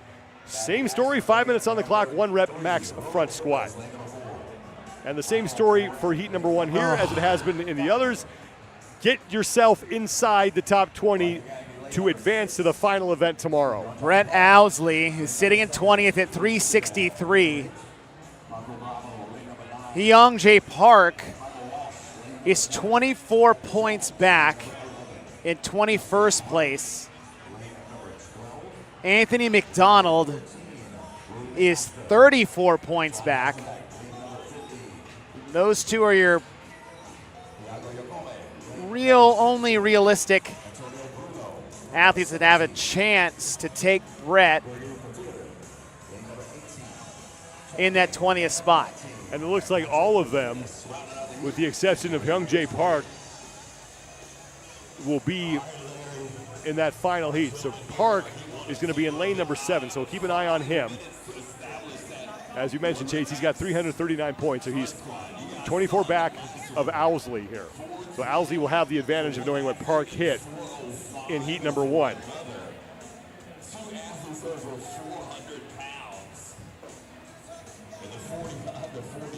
So we had 2 athletes who were above 400 pounds in the 45 to 49-year-old division. You got a over-under on how many we're going to see here in the 40 to 44-year-old division? No, it's probably over. if trends stay the way they are, probably over. See a couple of 315s, 335 opener for, looks like Guido Trinidad in lane number 8. And Trinidad looks like he has one of the heaviest lifts. In lane 12, 345s on the bar for Dustin Harth. Now, Hyung J. Park has 340 loaded up. So he and Harth, 2 of the heavier lifts that we have out there, so that's good for Park as he's towards the front here of this heat. And Park is in the middle of your screen in the white sleeveless shirt and black shorts.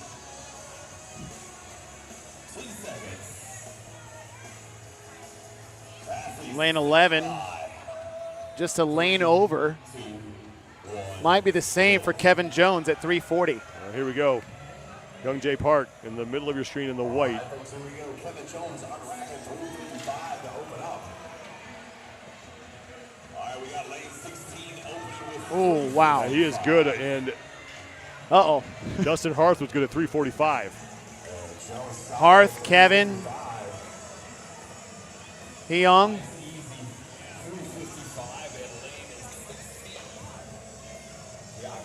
Tiago Jacome just hit 355. The Jacome right now is the leader in this heat at 355 after his opening attempt.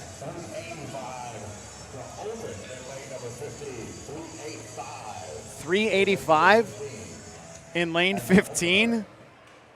That's John Hasdevac. He opened with 385. I'm done playing this game. I mean, that's over. I hate this game. So 410 is the most we've seen, and a 405. He opened with 385. Now he's going to 405.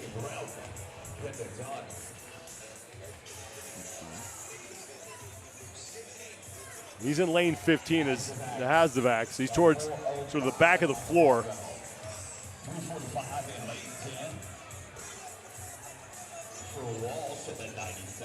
It's always a good sign when the bar has already got a slight bend in it before you even pick it up out of the rack.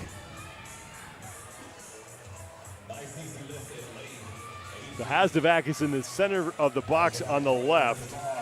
He's already hit 385. Now he's going for 405. And just in front of him, to the left, is a 365. And that look could be Antonio Bruno. Well, here goes Hasdevac now at 405. This would tie him for second with David Johnston. He's not going to get it. The Hasdevac's still good at 385. So already nearly halfway through this 5-minute window.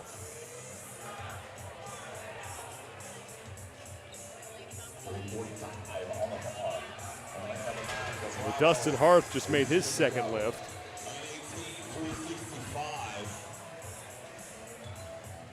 Now in the middle back, Hyung J. Park hit his last lift, and he's loading the bar to 365.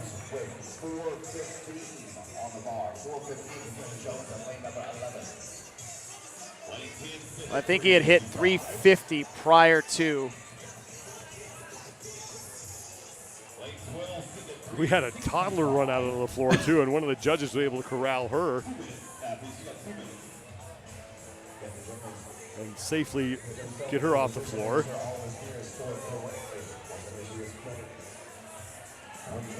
So back to the matter at hand, which is lifting heavy weights. So John Hasdevac at 385, I think, is still the leader. But now Hyung J. Park. Louis McMaster looks like he's going for 365. So Park is in the middle of your screen in the white top, no sleeves on the shirt, and that will count. So that looks like 365 for him. We just had a 395-pound lift. That looks like it happened in the back left corner. Possibly in lane 16. Thiago Giacome may have hit 395. Less than a minute to go. We got 1 minute after 1 minute. 265 in lane 10. Now Michael Walsh at 365 in lane 10. I think 365 was good for Dustin Harth. For Harth, we're coming up on 30 seconds. Party on, Harth. 4:30 in lane 11.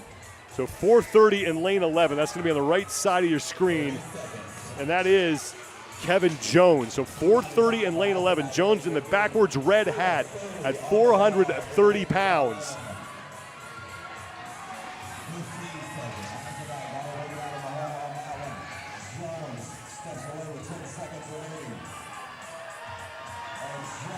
Oh, not able to get there. Meanwhile, I think Don J. Park hit 375. So that's big for him as he tries to get himself on the right side of the cut line. So keep that number in mind.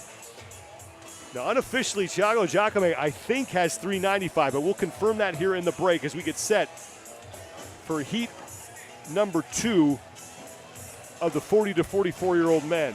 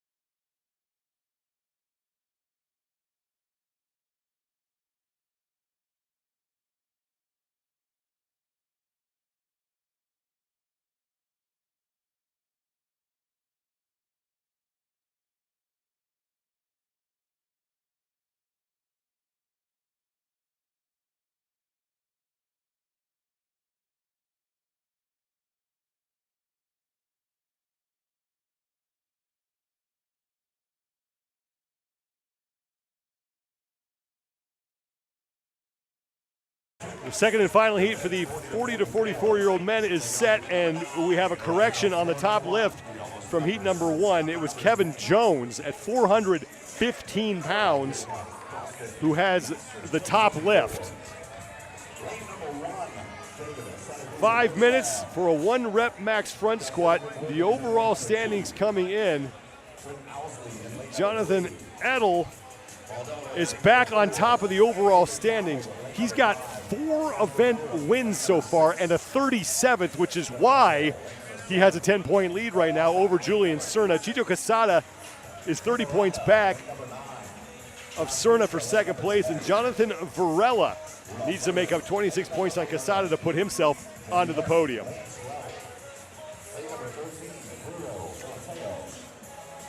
We'll be keeping an eye on lane number 3. That's Brett Owsley, who needs to find a way to outlift or at least stay close to Young Jay Park, who had a lift of 375 pounds. Park is the guy who's trying to supplant Owsley, who's on your screen right now, for that final spot inside the cut line.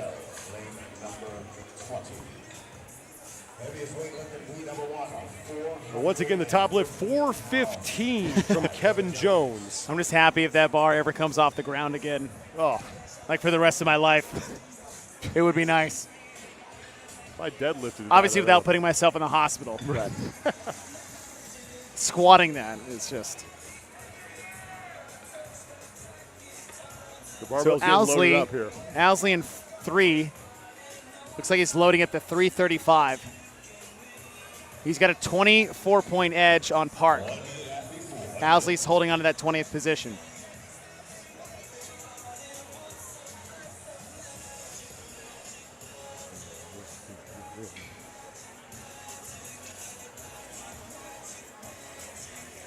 It looks like a 375-pound lift on the bar. Looks like a Ronda.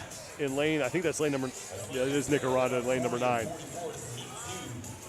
seconds, gentlemen, 30 seconds. Got a lot of 275 out there, some 315. Got some 330s as well.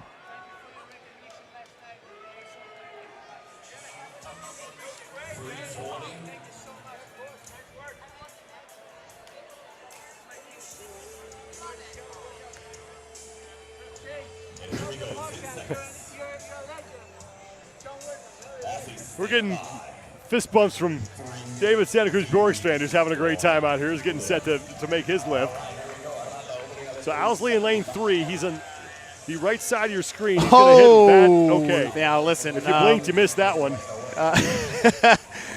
If I was, that was 345. If I was young Jay Park, I'd be like, all right, let's see how we do. Oh, well, crap. All right. Well, that was all fun right. while it lasted. That sucks. So Owsley had no problem with 335, and now he's going to jump all the way up to, it looks like 385. Oh, my gosh. No, yes. 385 jump for Owsley.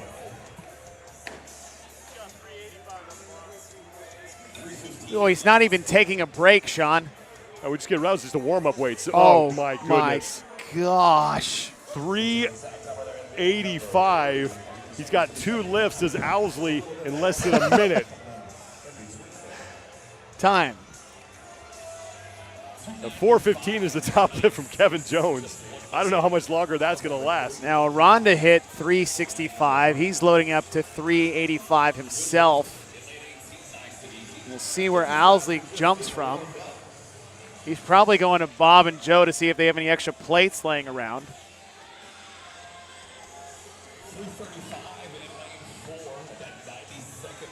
The Jonathan Edel hit 315, I believe, on his opening lift. He's your overall leader. He's in.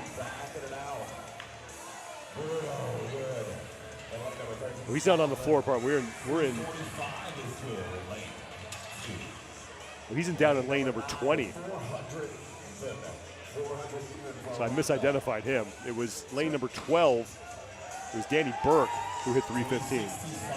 So 400 on the bar for Aranda in lane 9. I don't know how much Owsley's got on, but he's running out of weights. So 400 for Aranda, 415s on the bar for Owsley.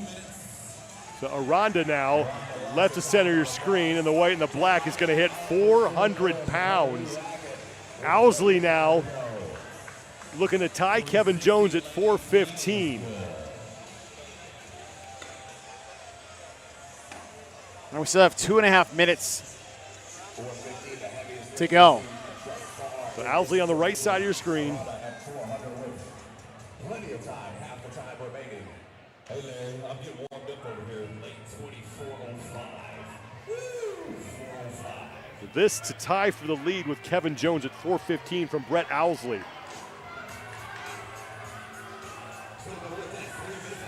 Okay, let's just stop. Because, come on. What was that? Now, That was 415. Aranda was Looked like watching. an empty barbell. And while he was watching, Aranda he hit 400. He's taking off the 2.5s.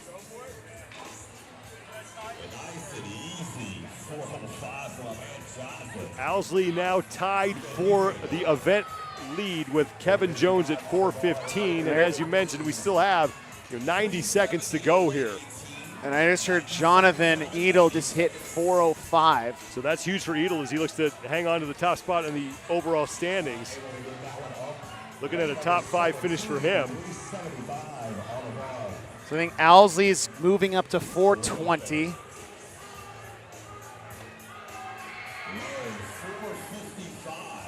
455s on the bar. That's on the left side of the floor in lane 16. So Alexander Jolivet at 455. Hold on.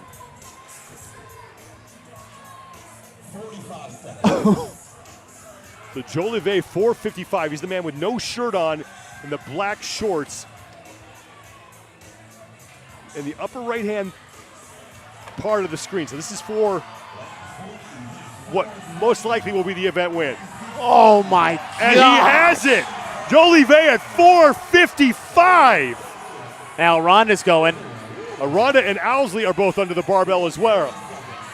Owsley's going to make his lift, and Aranda did not.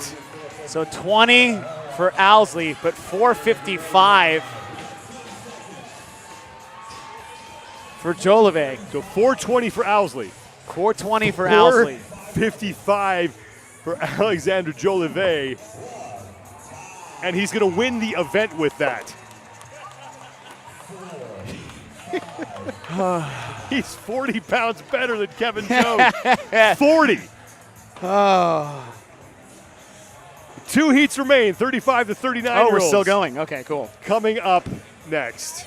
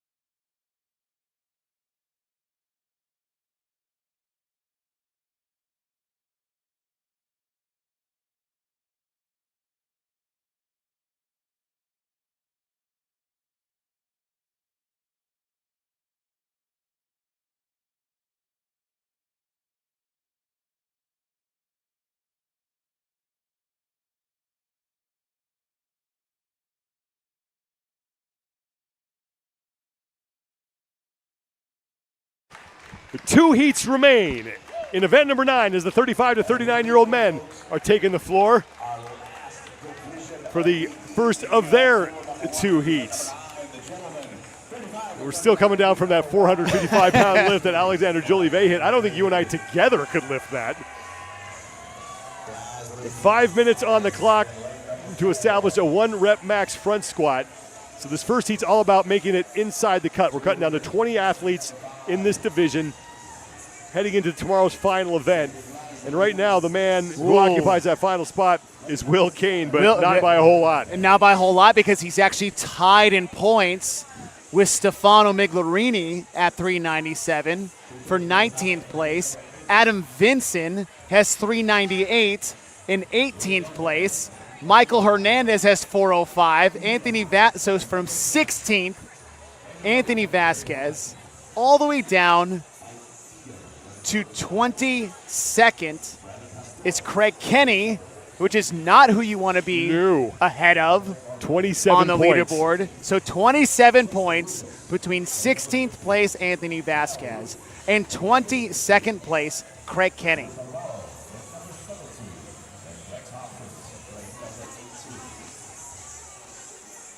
Like Brandon Pastoric there in lane 13, loading up his barbell to 315 pounds. 315 also on the bar there in lane 17 for Kyle Carvalho. Are we looking at lane 5, who's opening with 385? That's Jimmy Woodard.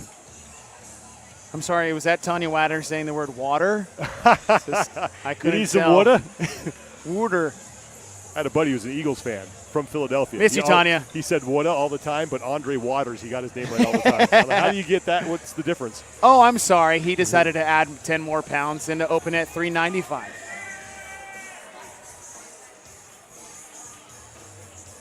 Okay, then. 1 minute. 1 minute.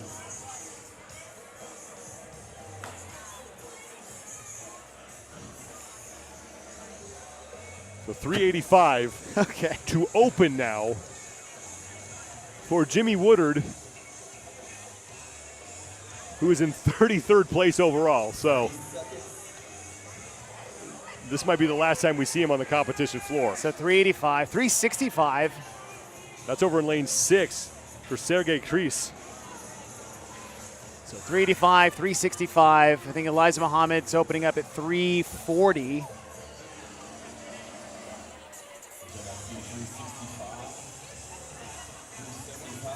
I don't know what world I live in when I'm like, oh, 340. That's all you're opening with? Yeah.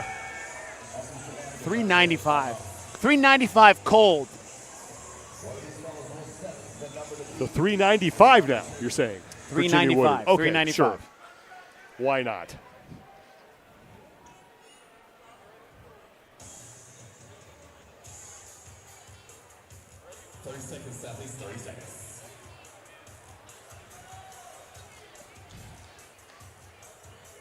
£395 on the bar for Jimmy Woodard. Just let that sink in. This is a Masters athlete that we're watching.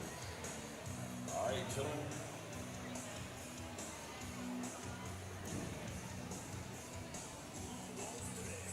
And here we go. 10 seconds. Heat number 1 of 2 for the 35 to 39-year-old men is set to get underway, and it is Jimmy Woodard opening it up at 395 pounds. Looks like he's going to bite that thing in half.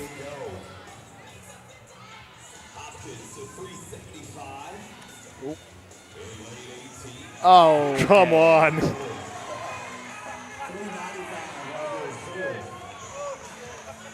Okay. Go home. Well, let's see where he goes after this. Now, I know where he can go after that. His judge is talking to him, though, because his feet were on the line. They were. I did notice that, and he didn't get stopped by his judge, so we'll see if they give him credit for that, but he does need to back up behind that white line. So either way, he's slapping another, looks like 20 pounds on there to go up to 405? So 425. 425. For Jimmy Woodard on his next attempt. I mean, everybody else on the floor, all the competitors are like turning to look around while they're loading their barbells. If I heard that, I was like, wait, what? Who? I'd fake a my hamstring heat? injury and hobble off is what I would do. Now, Easy Muhammad's going for 380. And that is good for Elijah Muhammad.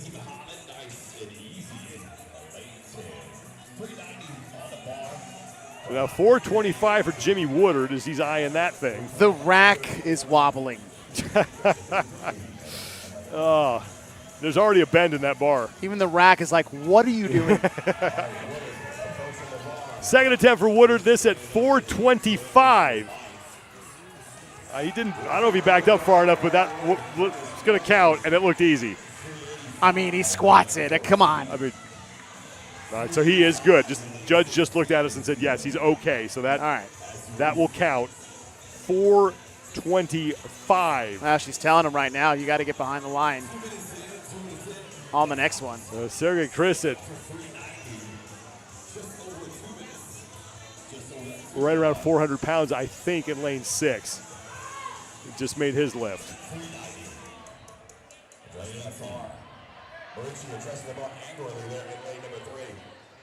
390 just got hit. Dominic Morici just hit his lift. I think that was a 390 for Morici. That looks about right, what he's got on there. We're already halfway through the 5-minute window here.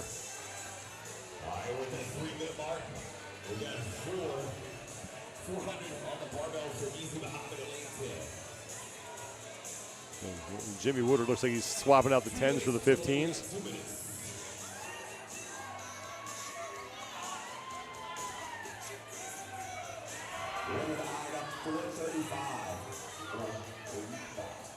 $435. So 435 now for Woodard. Easy Muhammad on the other side of the floor going for a lift. And Muhammad gets pinned by that. Oh, 445. 445. 445 for Jimmy Woodard.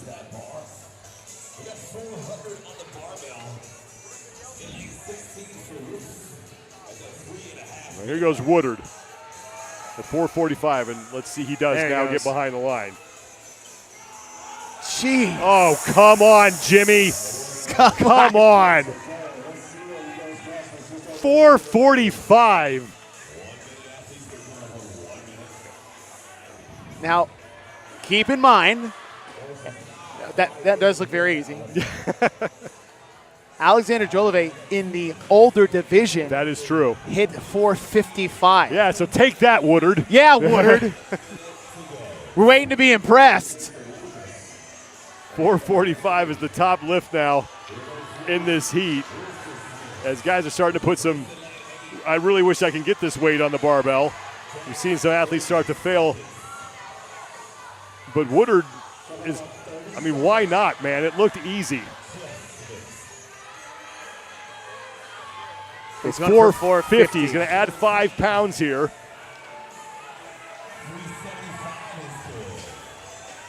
And no one is even close to Jimmy Woodard right now. So 450 to set the top score heading into the second and final heat.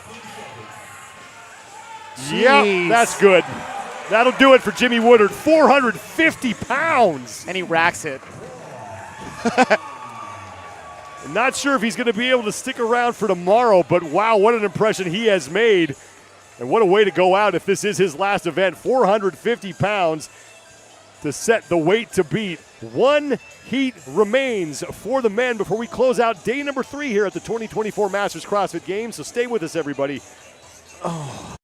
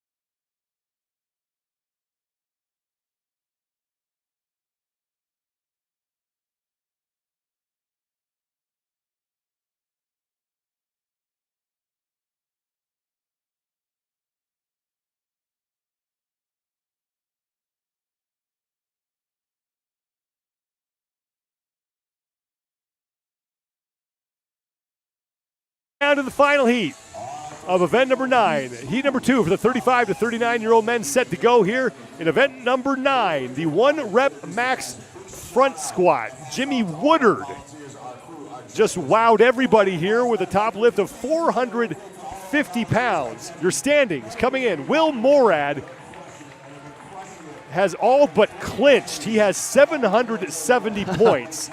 The battle is for the final 2 spots as just 11 points separate Henry Matthews from Stefan Cassette in 4th place. And do not count out either Bronislaw Olenkowicz, Mitch Wagner, or Hudson Fricky. 2nd to 6th is 22 points. And you got Big Braun in 5th, just 10 points out of the podium. And we have a 1-rep max front squat. Well, Bronislaw Olenkowicz is going to be in lane number 9 if you're wondering where to look, because as we said earlier, that guy has never met a barbell that he did not like, and he is extremely strong. Craig Kenny is also in this heat. He's another guy that can move some weight, and we have Paul Tremblay as well, but 450 is the number to beat. Now, as far as the overall leader is concerned, Will Morad just needs to hang in the middle of the pack, and he could probably cruise to a championship tomorrow.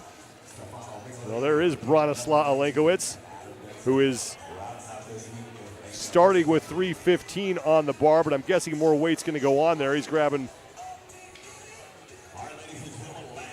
the 35-pounders. If he was next to me, I was like, you can use his third 45. It's not go going ahead on the bar. Yeah, I won't be using it. At least you can make something out of it. He's going to go to 395 to start is Bronislaw. 85. 385, pardon me.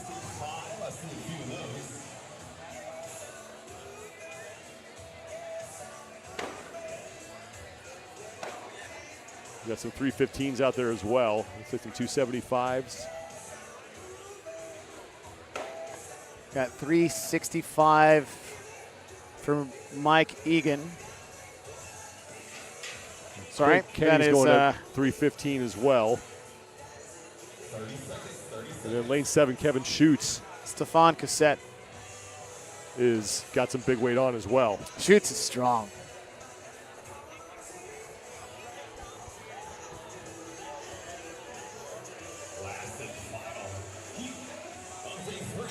I think Paul Tremblay also has 385 on the bar. Yeah, Tremblay in the background there, he looks like it. He's on the far left side of your screen. You can see his barbell sitting there. And that does look like 385 along with Bronislaw Olenkowicz. So early on, it looks like it's going to be Tremblay going head-to-head with Olenkowicz here. Right, Olenkowicz in the left side of your screen with that backwards hat on. All right, and here we go. Okay, so 85 for Braun, 85 for Tremblay. 3, 2, 1, So you can see Tremblay on the far left side of your screen, Olenkowicz in the middle. Opening list for the two of them at 385 pounds. Okay. No problem for Tremblay. Okay. And no problem for Olenkowicz.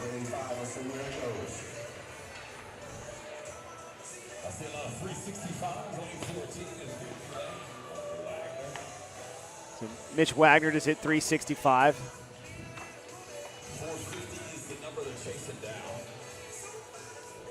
Kevin Schutz looks like he's going up to 365. Olenkowicz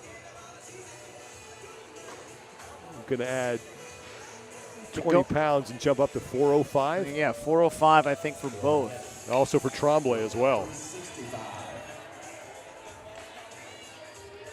Will Morad, I think, hit 315 on his opener. Your overall leader. 390 at that 1 minute mark. Our gentlemen are doing a one-way lift. Taking a little bit of a break.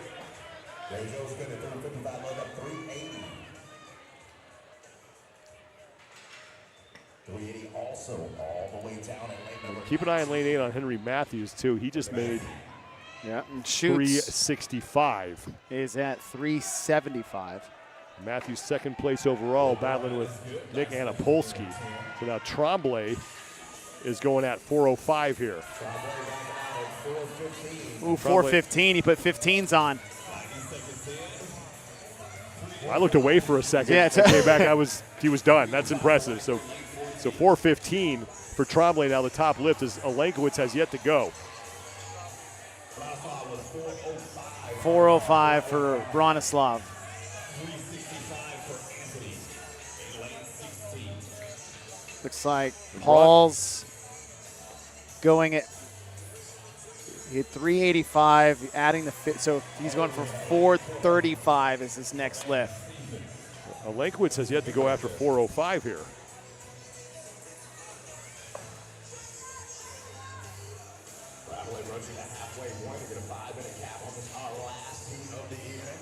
Braun's a guy who's really worked on his overall fitness. He was used to be known just for strength, but working with Justin Kotler, Underdogs Athletics, he's really rounded out his game here. And now making an attempt at 405. And that is good. And Paul Tremblay has 435 pounds on the bar. That's 15 pounds shy of the top lift from Jimmy Woodard at 450. So halfway through the 5-minute window here.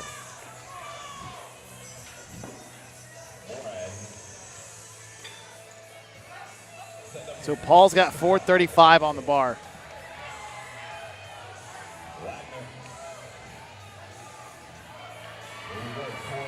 Third attempt for Tremblay. He's already made 385 and 415, and that will count. So 435 for Tremblay.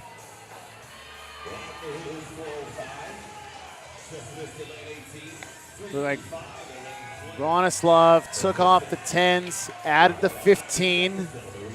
a 5 and a 2.5.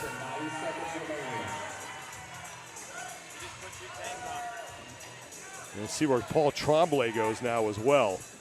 Now keeping an eye on overall leader Will Morad. 4:30 for Braun.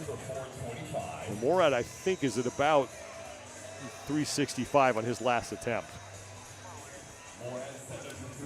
And if he added 15s, if Paul did, then that's 455.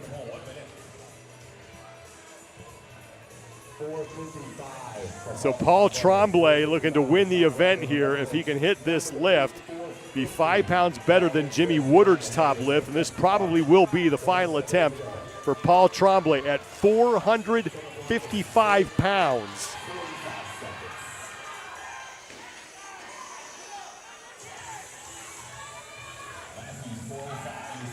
He's got Craig Kenny over there helping him out. So Braun's going for a 30, but Paul. 455 for Tremblay, and the event win.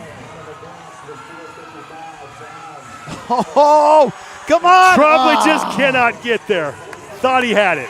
Bronislaw Olenkowicz at 430 was no good. Oh, Tremblay was so close. Craig Kenny is there to congratulate him, so Jimmy Woodard's going to pick up the win. And that's going to do it for day number 3. Now, meanwhile, while all that was going on over in lane 8, Henry Matthews. Let's find out what he hit, because that could factor in here.